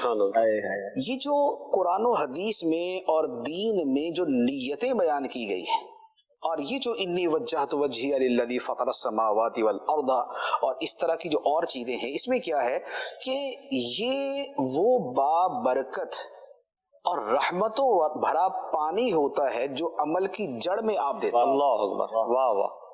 عمل کی جڑ میں یہ آپ پانی دیتے ہیں. عمل کی جڑ دل میں ہوتی ہے اور عمل کی جڑ ایمان ہے. سبحان اللہ. اور اس ایمان کا یہ اظہار ہوتا ہے کہ میں نے اپنا رخ پھیر لیا اس کی طرف جس نے آسمان و زمین کو پیدا کیا. میری نمازیں اس کے لیے، میری قربانیاں اس کے لیے، میرا جینا اس کے لیے، میرا مرنا اس کے لیے. جب اس والی نیت کے، اور یہ وہ ہے وَلَٰكِن يَنَالُهُ التَّقْوَىٰ مِنْكُمْ، کہ تمہاری طرف سے تقوی خدا کی بارگاہ میں پہنچتا ہے. کیا بات ہے، سبحان اللہ. اللہ ہمارے دل میں بھی نماز کی محبت جو ہے پیدا فرمائے. آمین. دنیا میں جب انسان کی کوئی محبوب، کوئی پیاری چیز اس سے الگ ہو جاتی ہے، بچھڑ جاتی ہے، تو بندہ پریشان ہوتا ہے اور محبت زیادہ ہو تو پھر آنسو بھی بہاتا ہے. اللہ قربان جائیں شہنشاہ ولایت مولا علی المرتضیٰ کرم اللہ تعالی وجہہ الکریم کی نماز کے ساتھ محبت پر. سبحان اللہ. حالانکہ وہ تو اہم الاہم فرض جو ہے وہ ادا کر رہے تھے. مولا علی نے واری تیری نیند پر نماز، وہ بھی عصر سب سے جو اعلیٰ خطر کی ہے. صدیق بلکہ غار میں جاں ان پہ دے چکے، اور حفظ جان تو جان فروز غرر کی ہے. ہاں تو نے ان کو جان انہیں پھیر دی نماز، پر وہ تو کر چکے تھے جو کرنی بشر کی ہے. ثابت ہوا کہ جملہ فرائض فروع ہیں، اصل الاصول بندگی اس تاجور کی ہے. تو یہ انداز جو تھا صحابہ کرام کا، صدیق اکبر کا، مولا علی کا، آپ دیکھیے جو بیان کیا بالخصوص حضرت علی المرتضیٰ کا. تو آپ کی نماز سے محبت آپ دیکھیں کہ حضور نے پھر سورج کو پلٹایا، دعا فرمائی اور سورج کو، ڈوبے ہوئے سورج کو پلٹایا. یہ حضرت علی المرتضیٰ کی نماز سے ایسی یہ محبت ہے کہ حضور اکرم شفیع معظم نے پھر ان کے لیے یہ اہتمام فرمایا ہے. اور یہ میں آپ کو عرض کروں ایک بات کہ اقتباس شمس یعنی سورج کو روک دینا یہ تو پہلے بھی ہوا ہے، لیکن رد شمس حضور کے علاوہ یہ کسی نے نہیں کیا. یہ خاصہ مصطفیٰ ہے. یعنی سورج کو لوٹانا، دعا فرما کے حضور اکرم شفیع معظم نے کیا کیا؟ سورج کو لٹایا. اور یہ حضور کا خاصہ ہے. پہلے سورج، اچھا پھر حضور نے سورج روکا بھی ہے.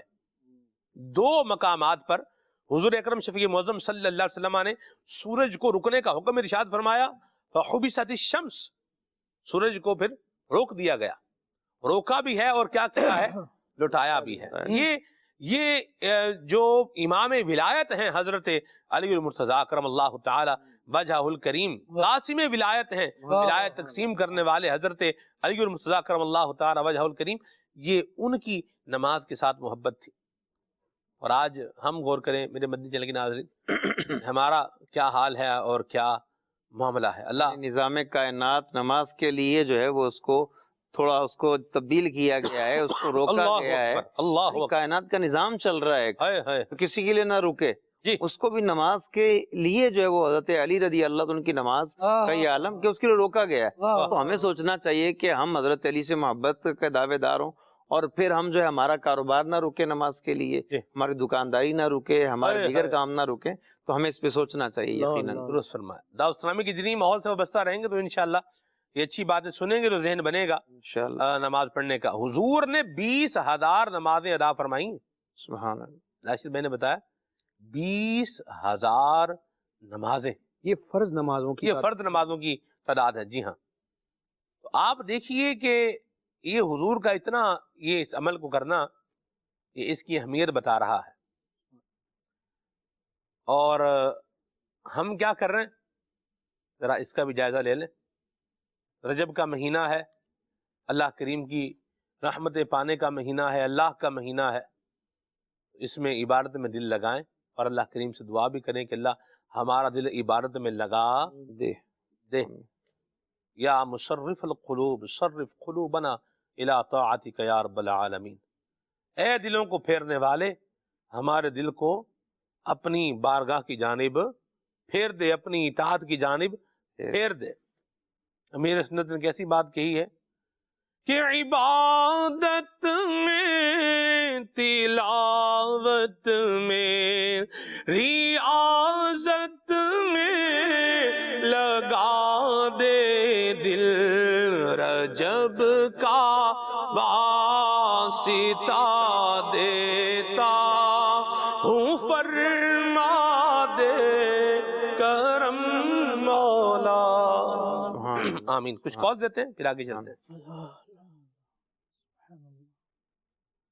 محمد فاروق عطاری ہند سے بات کر رہا ہوں. نماز میں سستی کی کئی وجوہات ہیں، ان میں سے ایک وجہ نماز نہ پڑھنے کی، کہ بندہ جب نماز شروع کرتا ہے تو اسے نماز میں برے خیالات آتے ہیں، وسوسے آتے ہیں، تو وہ یہ سوچ کر نماز چھوڑ دیتا ہے کہ میں ایسی نماز پڑھ کے کیا فائدہ جس میں نماز میں دل ہی نہیں لگتا، نماز میں خوش و خضوع نہیں، اور نماز میں برے برے گندے گندے خیالات آتے ہیں.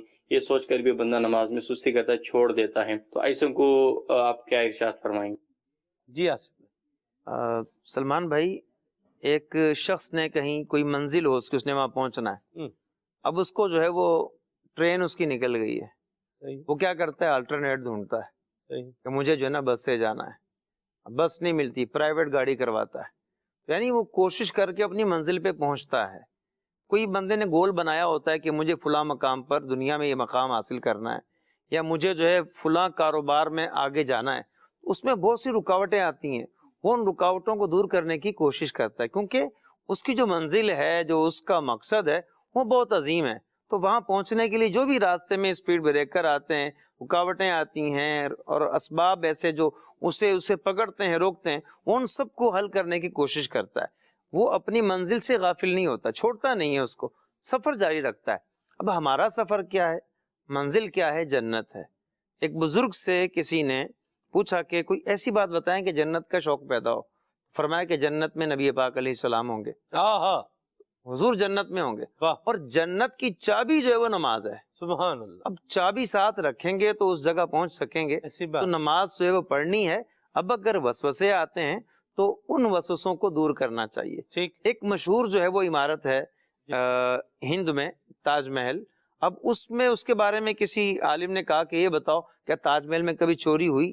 تو کہنے والوں نے کہا کہ کبھی نہیں ہوئی۔ کہا کیوں نہیں ہوئی؟ کیونکہ وہاں پر کوئی چیز نہیں ایسی جو چوری کیا جائے، تو جہاں کوئی چیز نہ ہو تو وہاں پر چور نہیں آتا۔ تو جہاں پر ایمان ہے، جہاں عبادتیں ہیں، جہاں نماز ہے، وہاں شیطان نے آنا ہے اور اس نے وسوسے ڈالنے ہیں۔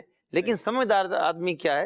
ان وسوسوں کو دور کرتے ہوئے، اور جو وسوسوں کے علاج ہیں، امیر اہل سنت نے اپنے پورا رسالہ تحریر فرمایا اور اس میں علاج بتائے ہیں، وسوسے اور ان کا علاج، تو اس رسالے کو پڑھیں، اور جو وسوسے دور کرنے والی چیزیں ہیں ان پر عمل پیرا ہو تو انشاءاللہ ایک وقت آئے گا کہ نماز میں دل بھی لگے گا اور وسوسے بھی کم آئیں گے۔ اور وسوسوں کا نماز میں اگر وسوسے آ رہے ہیں تو اس کا بڑا آسان سا حل ہے کہ 3 مرتبہ اعوذ باللہ من الشیطان الرجیم پڑھ کر یہ الٹے کندھے کی جانب بندہ تھوتکار لے، صرف تھو تھو تھو جو ہے نا وہ کر لے، تھوک مت پھینکے، بس تھو تھو کر لے۔ تو یہ بڑا جو ہے زبردست ایک نماز کے اندر آنے والے وسوسوں سے بچنے کا یہ عمل ہے۔ اور میں یہاں ایک اور عرض کروں مدنی چینل کے ناظرین کہ بندہ اب دیکھیں نا کہ ایک آسان سی بات آصف بھائی، کہ اگر جیسے مثال کے طور پر یہاں یہ میرے کپڑے ہیں، ادھر اگر آگ لگ جائے، یار یہاں آگ تو لگ گئی ہے کپڑوں میں، تو باقی سارے کپڑوں پہ خود ہی بندہ آگ لگا لے، کوئی لگائے گا؟ نہیں لگائے گا، کوئی بھی نہیں لگائے گا، بلکہ اس آگ کو کیا کریں گے؟ بجھائیں گے۔ گھر میں چولہا جل رہا ہے، چولہا تو جل ہی رہا ہے، باقی کچن کو بھی آگ ہی لگا دو بھائی، چولہے میں بھی آگ جل رہے ہیں، باقی بھی لگا دو بھائی آگ، بھائی وہ چولہا ہے اس میں آگ ہی جلنی ہے۔ تو آصف میں نے جیسے فرمایا دل مومن ہے تو اس میں تو شیطان نے آ کے اس طرح اپنا کام کرنا ہی ہے، تو شیطان کو بھگانا ہے، کام کو نہیں چھوڑنا۔ یہ تو چولہے میں آگ ہے تو چولہے میں ہی وہ رہے، ٹھیک ہے، اور اسی کو جو ہے وہیں رہنے دے، باقی کچن کو آگ نہیں لگانی۔ تو یوں ہی جو وسوسے ہیں ان کو دور کرنا ہے، نماز کو جو ہے وہ ہم نے نہیں چھوڑنا، یہ ذہن بنا کر کے رکھیں گے۔ اور بھی بہت ساری باتیں اس پر جو ہے وہ کہی جا سکتی ہیں۔ حجت الاسلام امام غزالی رحمۃ اللہ تعالی علیہ کے حوالے سے ایک بات عرض کرنا چاہوں گا۔ امام غزالی رحمۃ اللہ تعالی علیہ نے فرمایا کہ جب بندہ ذکر کرتا ہے تو شیطان اسے وسوسہ دلاتا ہے کہ تیرا دل تو ذکر میں لگ نہیں رہا، زبان سے ہی کرے جا رہا ہے، تو پھر ایسے ذکر کا کیا فائدہ جس میں تیرا دل ہی انوالو نہیں ہے۔ تو فرمایا کہ اس کو جواب دینے والے مختلف قسم کے لوگ ہوتے ہیں۔ ایک تو وہ ہوتے ہیں جو اس کے وسوسے پر کان دھرتے ہیں اور ذکر کرنا ہی چھوڑ دیتے ہیں۔ دوسرے وہ ہیں جو کہتے ہیں کہ دل نہیں لگ رہا، کم از کم زبان تو اللہ کے ذکر میں مصروف ہے۔ صحیح۔ تیسرے وہ ہوتے ہیں جو یہ کہتے ہیں خوب توجہ دلائی، صحیح، اب زبان سے بھی ذکر کروں گا اور دل کو بھی ذکر میں ہی لگاؤں گا۔ امام غزالی رحمۃ اللہ تعالی نے فرمایا دیکھو تینوں کے نتائج کتنے مختلف ہیں۔ ایک تو اس وسوسے کی وجہ سے ذکر سے گیا، دوسرا وہ ہے جس نے کم از کم اس بات کو تو اپنے اوپر اختیار کیا ہوا ہے کہ کچھ بھی ہو جائے میں نے ذکر خدا نہیں چھوڑنا۔ تیسرا وہ ہے جو اسی وسوسے کی وجہ سے اپنی زبان کے ساتھ ساتھ اپنے دل کو بھی مشغول ذکر کر رہا ہے۔ تو ہمیں وہ تیسرا بندہ ہونا چاہیے کہ جس کو اگر وسوسہ دلایا بھی جا رہا ہے تو ہم تیار ہوں، ڈٹ کے کھڑے ہو جائیں کہ یہ تو ہمارا کھلا دشمن ہے، اور دشمن کے سامنے ہتھیار اگر ہم ڈال دیں گے تو وہ گردن اڑا دے گا۔ ایسی بات، اس کے سامنے ہتھیار نہیں ڈالنے بلکہ کیا کرنا ہے، اس کا مقابلہ کرنا ہے۔ مقابلہ کرنے کی یہ صورت ہے کہ پھر اس سے کہا جائے کہ اچھی توجہ دلائی، اب زبان سے کر رہا ہوں، دل کو بھی انشاءاللہ ساتھ ذکر میں لگا۔ عبادت دعا بھی کرتا رہے نا۔ کسی اللہ والے سے کسی نے کہا کہ جی عبادت میں دل نہیں لگتا، ذکر میں دل نہیں لگتا، تو انہوں نے ایک جو ہے نا وہ اس طرح سے بات کہی، کام میں دل لگتا ہے، اللہ مزدوری میں دل لگتا ہے، دل تو کہاں کام میں بھائی، جو بندہ تو جو ہے سویا ہوا 10 بجے تک، سویا ہوا 12 بجے تک 2 گھنٹے اور سو لے، سونے والی عوام ہے وہ تو سونے میں انتہا ہے۔ اللہ، دل تو نہ پڑھائی میں بھی دل نہیں لگ رہا، لیکن کیا کر رہے ہیں؟ پڑھ رہے ہیں۔ کام میں دل نہیں لگ رہا لیکن کر رہے ہیں۔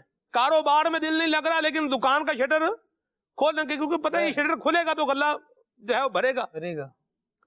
تو دل تو دیکھیں کہاں لگا کہاں ہوا ہے ہمارا. یہ آپ کو شکایت ملے گی جی میرا کام میں دل نہیں لگتا, لیکن آپ کو وہ بندہ یہ نہیں کہے گا. مدنی چینل میں بھی جیسے کیمرہ مین ہے, یار آج دل نہیں کر رہا آج جانے کو. زمزم بھائی ہوتا یا نہیں ہوتا؟ بھائی دکھائیں تو صحیح زمزم بھائی کون ہے بھائی؟ سبحان اللہ. زمزم بھائی لگتا ہے آپ کی جو ہے نا وہ یہ زمزم بھائی ہمارے بڑے پیارے اسلام بھائی ہیں ماشاءاللہ, مدنی چینل کے کریم اور پیارے کیمرہ مین ہیں ماشاءاللہ. زمزم بھائی دل کرتا ہے یا نہیں کرتا کبھی یار آج چھٹی کر لیتے ہیں, ہے نا؟ لیکن پھر بھی آتے ہیں نا, چھٹی تو نہیں کرتے نا, کیونکہ پتہ ہے چھٹی کریں گے تو سیلری کٹے گی. کوئی بھی آپ کسی بھی ادارے میں کام کر رہے ہیں, چھٹی کریں گے تو اس کی آپ کی تنخواہ کٹنی ہے. الا یہ کہ آپ کو ادارے کی طرف سے کچھ سہولت ہو کہ آپ 2 چھٹیاں کر سکتے ہیں یا 3 کر سکتے ہیں, جو بھی وہ اپنی جگہ پر الگ بات ہے. لیکن دل نہیں کر رہا پھر بھی کام باہر سارے ہو رہے ہیں. تو نماز میں بھی جو ہے وہ کہا کہ بندے بن کے انسان بن کے بس نماز پر دھیان دیں, نماز پڑھیں, وہ کریم دل بھی لگا ہی دے گا. اور مجھے نگران شورا کی ایک بات بڑی زبردست جو ہے وہ یاد آئی.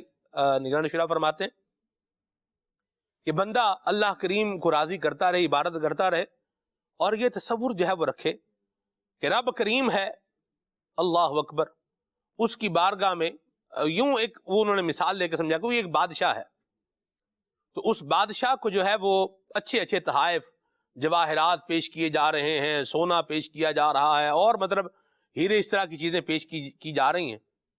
اور ایک بندہ ہے اس نے تھال میں پتھر ہی رکھے ہوئے ہیں, اور وہ بادشاہ کے پاس لے جاتا ہے, لیکن مہربان بادشاہ اس کو بھی کیا کر لیتا ہے, وہ قبول کر لیتا ہے. تو سمجھانے کے لیے یہ بات جو ہے وہ ایک بتائی کہ بندے کو چاہیے کہ عبادت کرتا رہے اور کریم کی بارگاہ میں التجا کرتا رہے, اے میرے مالک یہ میری ناقص عبادت, میں بھی ناقص ہوں, میرا عمل بھی ناقص ہے, تو کریم ہے, مہربانی کر کے اس کو قبول فرما لے.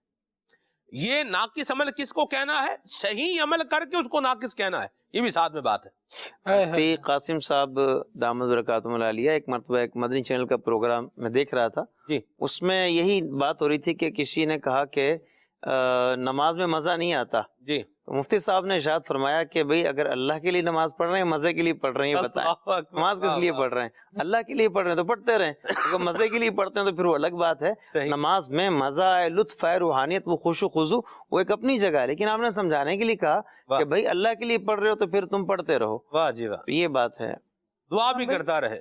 سبحان اللہ. عبادت میں, تلاوت میں, ریاضت میں لگا دے دل, رجب کا واسطہ دیتا ہوں, فرما دے کرم مولا. عبادت میں, تلاوت میں, ریاضت میں لگا دے دل, رجب کا واسطہ دیتا ہوں, فرما دے کرم مولا. آمین.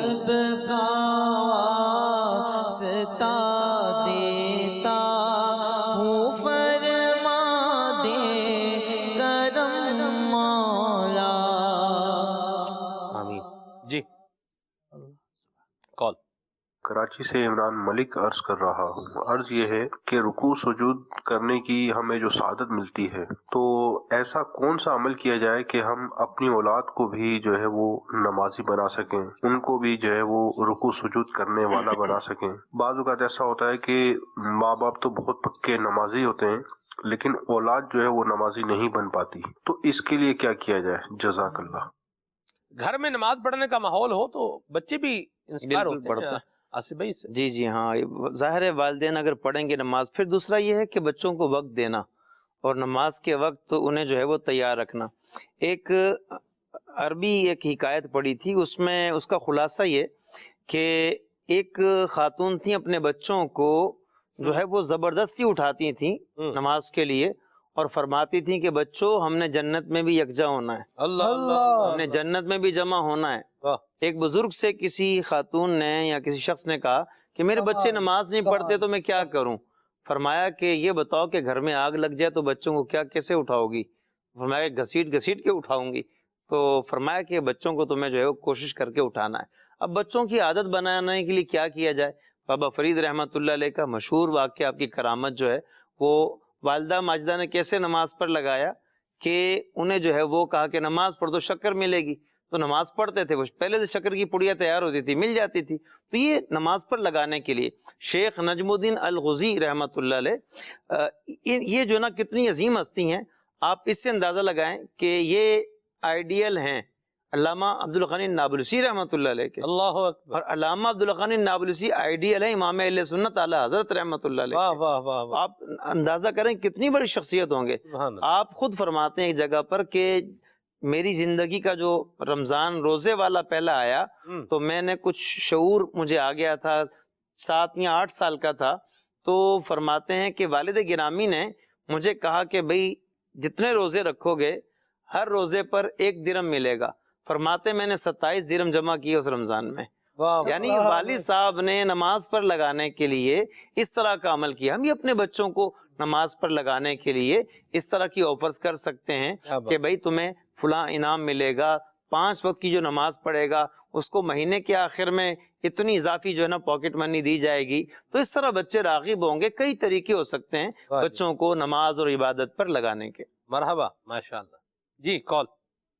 سلمان بھائی سنا ہے یعنی علماء کرام سے کہ لوگ گناہ جب کرتے ہیں تو دل میں سیاہ نقطہ پڑ جاتا ہے، جس کی وجہ سے دل نیکی کی بات قبول ہی نہیں کرتا۔ تو آج ہم دیکھیں جھوٹ، غیبت، گانے باجے، دل آزاری، طرح طرح کے گناہوں میں ملوث ہیں، تو دل کالا سیاہ ہو چکا ہے، جس کی وجہ سے نہ ہمیں اذان کی آواز سنائی دیتی ہے یعنی اثر کرتی ہے، اور نہ ہی کوئی نیکی کی بات۔ بے حساب بخشش و مغفرت کی دعا بھی فرما دیں، مزید آپ رہنمائی فرما دیں۔ جی راشد۔ جی بالکل، روایات کا خلاصہ ہے کہ انسان جو عبادت سے غافل ہوتا ہے اس کی ایک بنیادی وجہ کیا ہوتی ہے؟ روایت کا خلاصہ ہے کہ شیطان جو ہے بندہ مومن کے قلب سے چمٹا رہتا ہے، لیکن جب بندہ اللہ کا ذکر کرتا ہے تو وہ شیطان جو ہے وہ دور ہو جاتا ہے، اور جب بندہ ذکر سے غافل ہوتا ہے تو شیطان اس کو وسوسے دلاتا ہے۔ تو نمازوں میں دل نہ لگنا یا نمازوں میں یا عبادات میں وسوسے آنا، اس کی بنیادی وجہ ہی یہ ہوتی ہے کہ انسان یاد سے غافل رہتا ہے۔ رب کا ذکر کرتا رہے گا تو شیطان دور ہی رہے گا، اور انشاءاللہ وسوسوں سے بھی نجات رہے گی، اور انشاءاللہ دل جو ہے وہ عبادت کی طرف مائل ہوگا۔ گناہ ہوتے ہیں لیکن رب تبارک و تعالیٰ کی رحمت بڑی وسیع ہے۔ جب تک انسان کے بدن میں جان ہے تو رب تبارک و تعالیٰ کی رحمت سے اسے امید رکھنی ہے، اور توبہ کا دروازہ کھلا ہے۔ تو اگرچہ گناہ ہو جائیں لیکن مایوسی نہیں ہونی چاہیے بندہ مومن کو، رب کی بارگاہ میں توبہ کرے، رجوع کرے اور نیکی کی طرف آئے۔ یہ ذہن نہ بنا لے کہ میں تو اتنا گناہ گار ہوں، میرا دل ہی سیاہ ہو گیا، اب ہدایت مجھ پر اثر نہیں کرے گی۔ یہ بھی ایک نفسیاتی اثر ہوتا ہے کہ اب میں اتنا آگے نکل گیا ہوں کہ اب واپسی کی کوئی صورت نہیں ہے۔ تو تاریخ میں بڑے بڑے ایسے واقعات ملتے ہیں اور بڑے بڑے افراد ملتے ہیں کہ وہ گناہوں میں، سرکشی میں کہاں سے کہاں نکل گئے تھے، لیکن رب تبارک و تعالیٰ کا جب کرم ہوا تو وہ واپس آئے اور الحمدللہ پھر وہ زمانے کے مقتدا بنے۔ درست فرمایا۔ اور یہاں دل کا زنگ ہے نا جی، دل کا میل ہے، اس کو دور کرنے کے لیے طریقہ ذکر اللہ ہے۔ بندہ ذکر اللہ کرے، تلاوت قرآن کرے، دل کا زنگ جو ہے دور ہوتا ہے۔ حاجی مشتاق رحمۃ اللہ تعالی علیہ کا ایک پڑھا ہوا مجھے شعر جو ہے وہ یاد آ رہا ہے۔ فرماتے ہیں کہ اللہ دیا ضرباں لا کے سینے تے، اللہ دیا ضرباں لا کے سینے تے، سینہ روشن کریے تے تانگل بن دیے، سینہ روشن کریے تے تانگل بن دیے۔ دو گلاں دی اکو گل تنویر میاں، سچی توبہ کریے تے تانگل بن دیے۔ مرحبا جی، آگے چلتے ہیں۔ خان اسلام بھائی سے عرض ہے کہ یہ کلام سنا دیجئے، یا رسول اللہ آ کر دیکھ لو، یا مدینے میں بلا کر دیکھ لو۔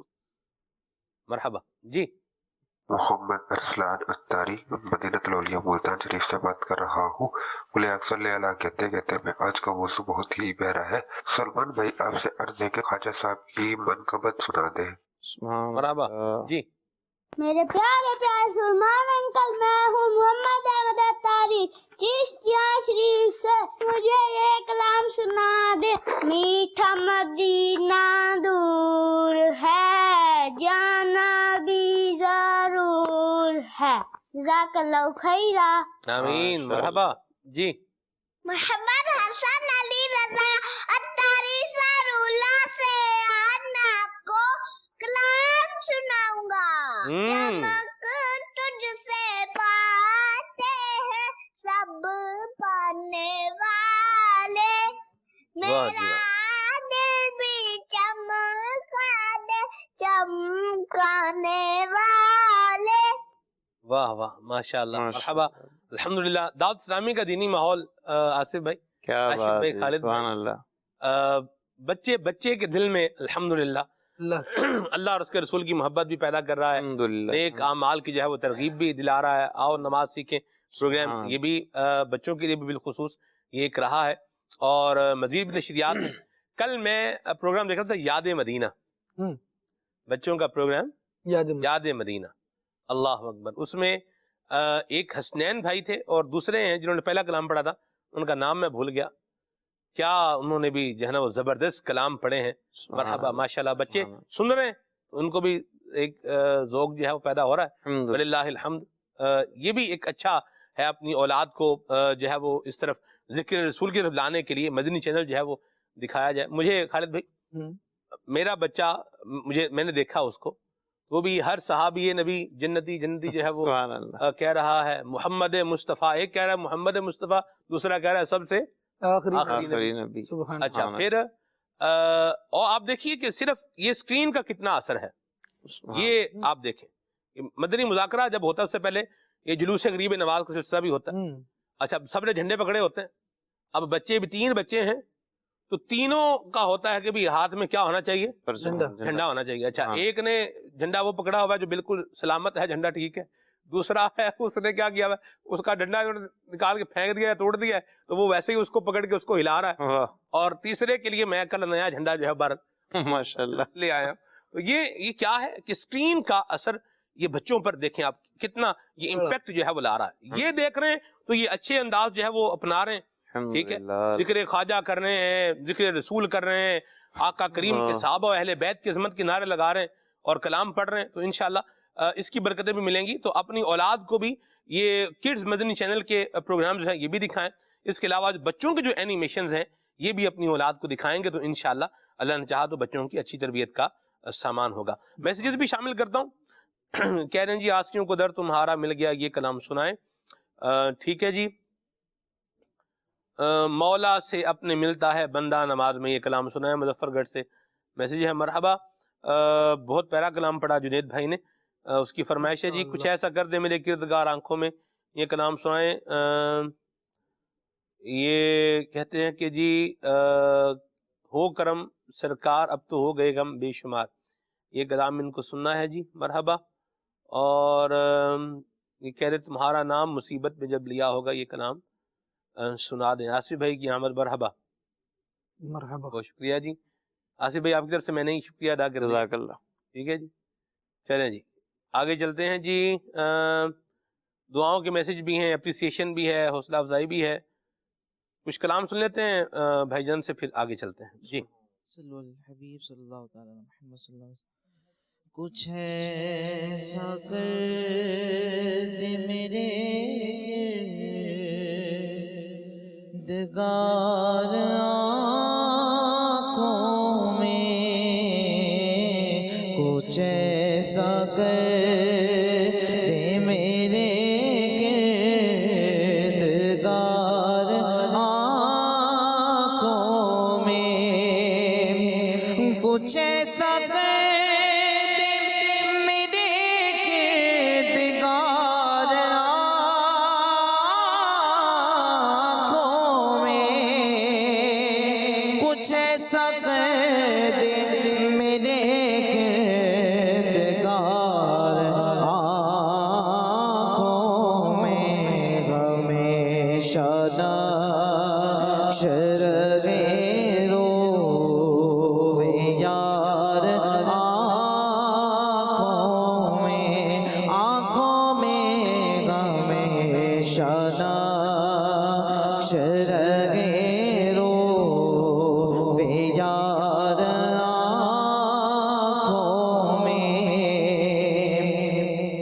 बसा हुआ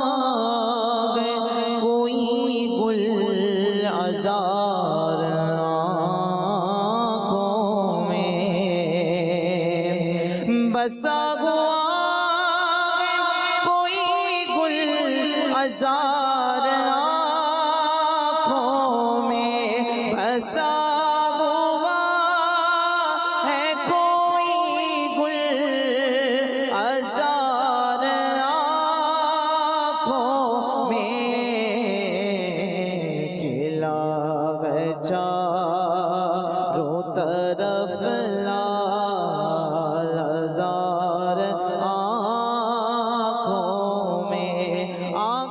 میں کھلا ہے چاروں طرف لال ہزار آنکھوں میں، اور پیا گئے جام محبت جو آپ نے نوری، پیا گئے جام محبت جو آپ نے نوری، پیا گئے جام محبت جو آپ نے نوری، ہمیشہ اس کا رہے گا خمار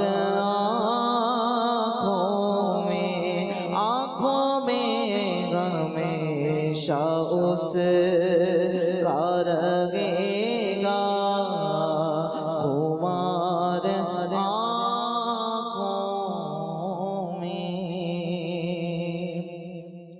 اللہم صلی علی سیدنا محمد، اللہم صلی علی سیدنا محمد، میٹھا مدینہ دور گئے جانا بھی ضرور گئے، طیبہ بڑی دور آقا طیبہ بڑی دور، اللہم صلی علی سیدنا محمد، اللہم صلی علی سیدنا محمد، جب بھی قافلہ دیکھوں کوئی طیبہ نگر کو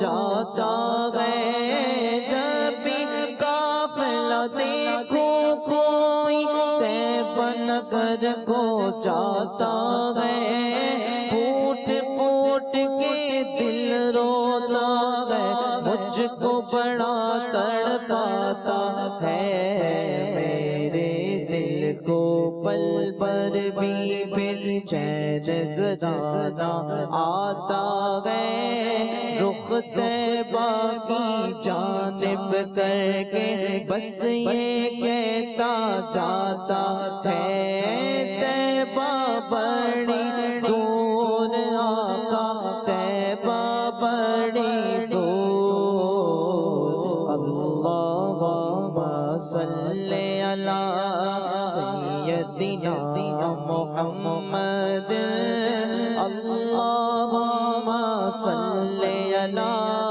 سیدنا محمد، بڑی دعائیں مانگی غم نے ہم بھی طیبہ جائیں گے گا، بڑی دعائیں مانگی غم نے ہم بھی طیبہ جائیں گے، طیبہ جا کر کہنا کا کب وہ ہم کو بلائیں گے، جب وہ ہم کو بلائیں گے پھر ہم بھی مدینے جائیں گے، جب وہ ہم کو بلائیں گے پھر ہم بھی مدینے جائیں گے، رو رو حال سنائیں گے اور مل کر سب یہ سنائیں گے، طیبہ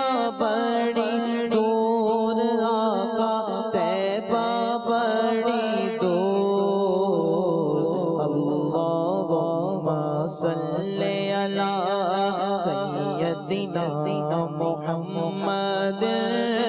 اللہم صلی علی سیدنا محمد اللہم صلی علی سیدنا محمد اللہم صلی علی سیدنا محمد میرے آقا میرے سرور میرا بیڑا پار ہوگا میرے آقا میرے سرور میرا بیڑا پار ہو طالب ہوں میں آپ کا شاہ مجھ کو عطا دیدار ہو نظر کرم سرکار آقا نظر کرم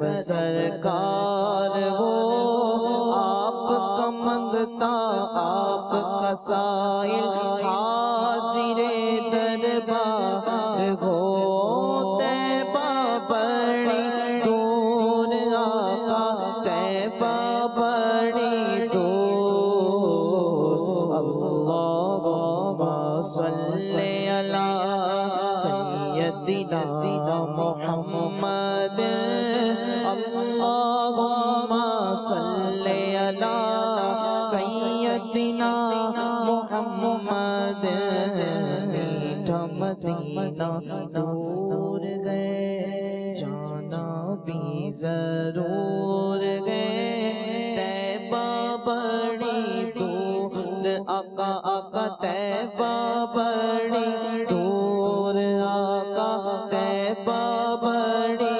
دور اللہم صلی علی سیدنا محمد اللہم صلی علی سیدنا محمد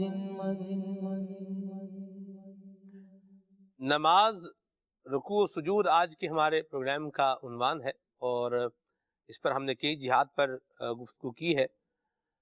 نماز جو ہے یہ مشکلوں کا حل بھی ہے، اور آپ دیکھیے کہ بعض اوقات ہم جو ہے کوئی معلومات لیتے ہیں تو ہمیں بتایا جاتا ہے کہ آپ یہ کام کر لیں۔ جیسے آپ لوگ ہیلپ ڈیسک پہ جاتے ہیں، ہیلپ ڈیسک کیا کرتا ہے، وہ بعض اوقات صرف بتا دیتا ہے کہ آپ یہ کر لیں یا آپ فلاں کے پاس چلے جائیں۔ جیسے ریسیپشن بھی ہوتا ہے، بعض اوقات ادھر بندہ جاتا ہے، ادھر جا کے اپنا بتاتا ہے تو وہ کہتے ہیں جی آپ فلاں جگہ چلے جائیں۔ ڈاکٹر کے پاس جانا ہے، ہاسپٹل میں بعض اوقات ایسے ہوتا ہے کہ آپ جاتے ہیں ہاسپٹل کے ریسیپشن پر، اور وہاں پر جا کے آپ اپنا بتاتے ہیں تو آپ کو بتاتے ہیں جی آپ فلاں روم میں فلاں ڈاکٹر کے پاس چلے جائیں۔ تو وہ کیا کریں کہ رستہ بتا رہے، پھر بندہ کیا کرتا ہے، رستے پر چلتا ہے، وہاں جاتا ہے، اور اس کے بعد کیا ہوتا ہے یہ پھر آگے کی دوسری بات ہے۔ مشکلوں سے مدد کا، ہیلپ کا ایک طریقہ خالق کائنات نے بیان کیا ہے۔ اس نے بیان کیا ہے جس نے ساری کائنات بنائی ہے۔ آپ دیکھیے کہ رب تبارک و تعالیٰ سے بہتر کون جانتا ہے کہ بندے کی مدد کس طرح سے، کہاں سے جو ہے وہ بہترین ہو سکتی ہے۔ اللہ کریم سے بڑھ کر کون جاننے والا ہے؟ کوئی بھی نہیں جانتا۔ اللہ سے بڑھ کر کوئی نہیں جانتا، اور اللہ سے بڑھ کر کسی کا بھی علم نہیں ہے۔ اللہ کریم کے علم کی شان ہے کہ اس کا علم ابدی، ازلی، سرمدی، لامحدود ہے، لامحدود ہے، غیر متناہی ہے، اور یہ صرف اللہ ہی کی شان ہے۔ سبحان اللہ۔ ذاتی علم ہے کس کا؟ اللہ تبارک و تعالیٰ کا۔ اور اس رب نے کیا انسان کو بتایا بھی مدد اگر تمہیں چاہیے ہو کبھی تو کیا کرو؟ راشد بھائی جی، رب تبارک و تعالیٰ کا واضح فرمان موجود ہے، وَاسْتَعِینُوا بِالصَّبْرِ وَالصَّلَاةِ، کہ نماز اور صبر سے مدد چاہو۔ اور یہ ایسی حقیقت ہے کہ شریعت کے اگر ہم احکامات دیکھتے ہیں تو جا بجا ہمیں یہ رہنمائی ملتی ہے کہ کوئی بھی آزمائش کا معاملہ ہو، مصیبت کا معاملہ ہو، تکلیف کا معاملہ ہو، تو شریعت مطہرہ میں نماز کی طرف بندے کو مائل کرنے کا حکم دیا گیا ہے۔ یعنی اس کی ایک واضح مثال دیکھیں کہ جب قحط سالی ہوتی ہے، بارش نہ ہو رہی ہو، تو شریعت میں یہ تعلیم موجود ہے کہ نماز استسقاء کا اہتمام کیا جائے، وہاں بھی نماز ہے۔ سورج گرہن یا چاند گرہن کا معاملہ ہو جو رب تبارک و تعالیٰ کی قدرت کے ایک عجائبات ہیں، مثالیں ہیں، اور رب تبارک و تعالیٰ کے غضب کی ایک دلیل کے طور پر اس کو بیان کیا جاتا ہے، تو وہاں بھی نماز خسوف اور نماز کسوف کا درس موجود ہے۔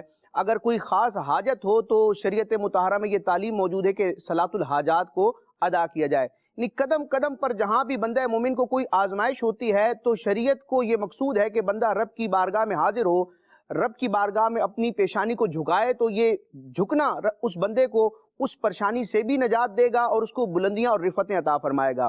حضرت عبداللہ ابن عباس رضی اللہ تعالیٰ عنہما جو نبی کریم علیہ السلام کے بڑے پیارے صحابی ہیں، اہل بیت کے ایک عظیم فرد ہیں، اور صحابی ابن صحابی ہیں، مفسر قرآن ہیں، حبر الامہ ہیں، بہت بڑی آپ کی شان ہے صحابہ کرام کی جماعت میں بھی۔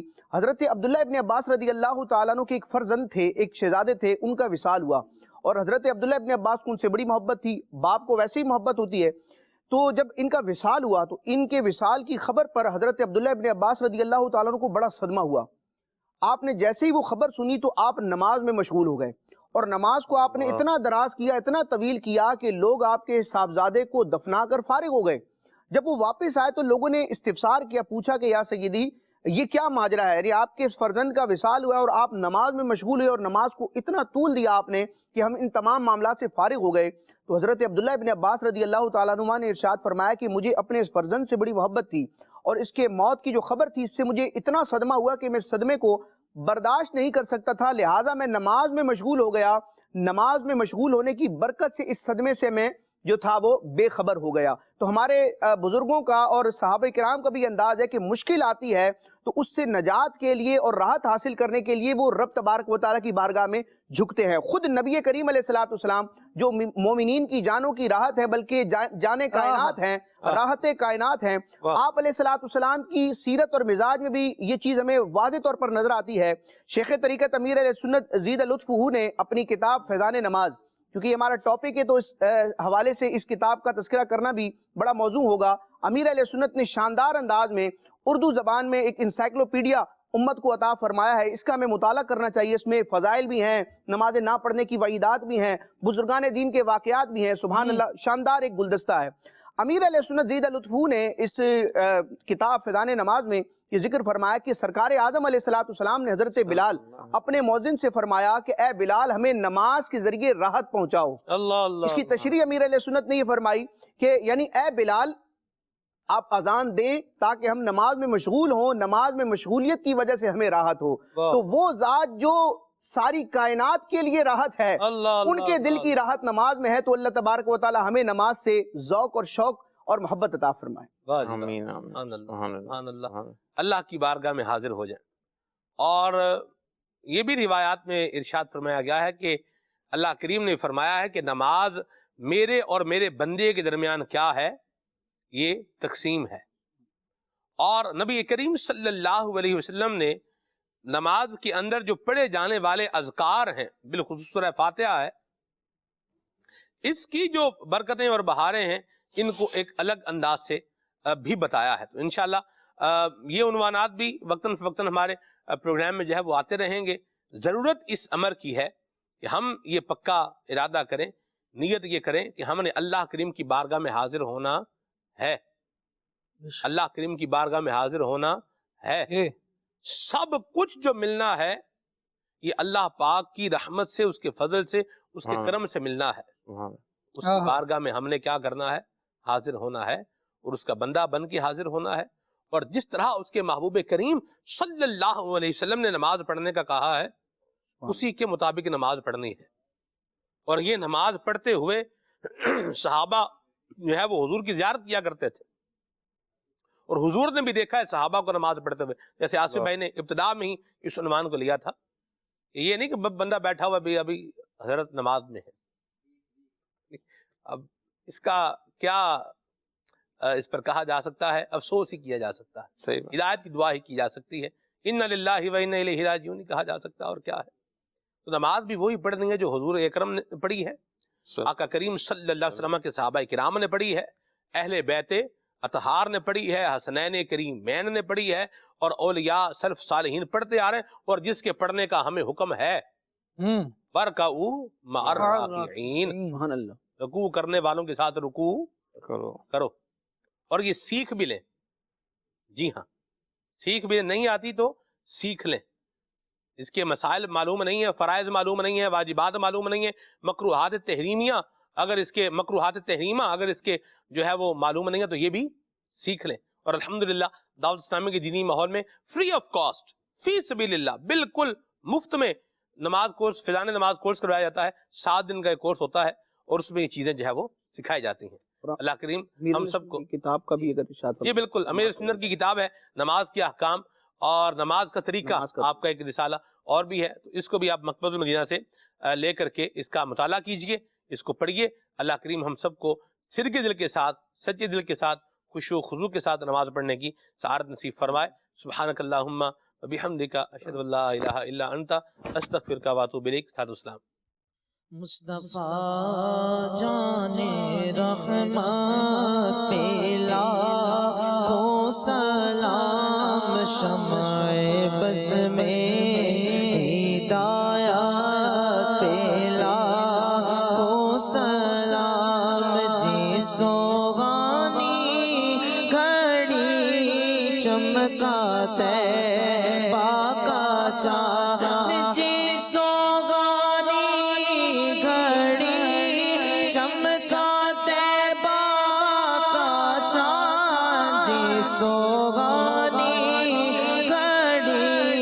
चमकाते बाका चाँद, उस दिल अफरोज साथ पे लाखों सलाम, मुस्तफा जाने रहमत पे लाखों सलाम, काश महशर में जब उनकी आमद हो और भेजे सब उनकी शौकत पे लाखों सलाम, तो मुझसे खिदमत के कुदसी कागेगा रज़ा, मुझसे खिदमत के कुदसी करे रज़ा,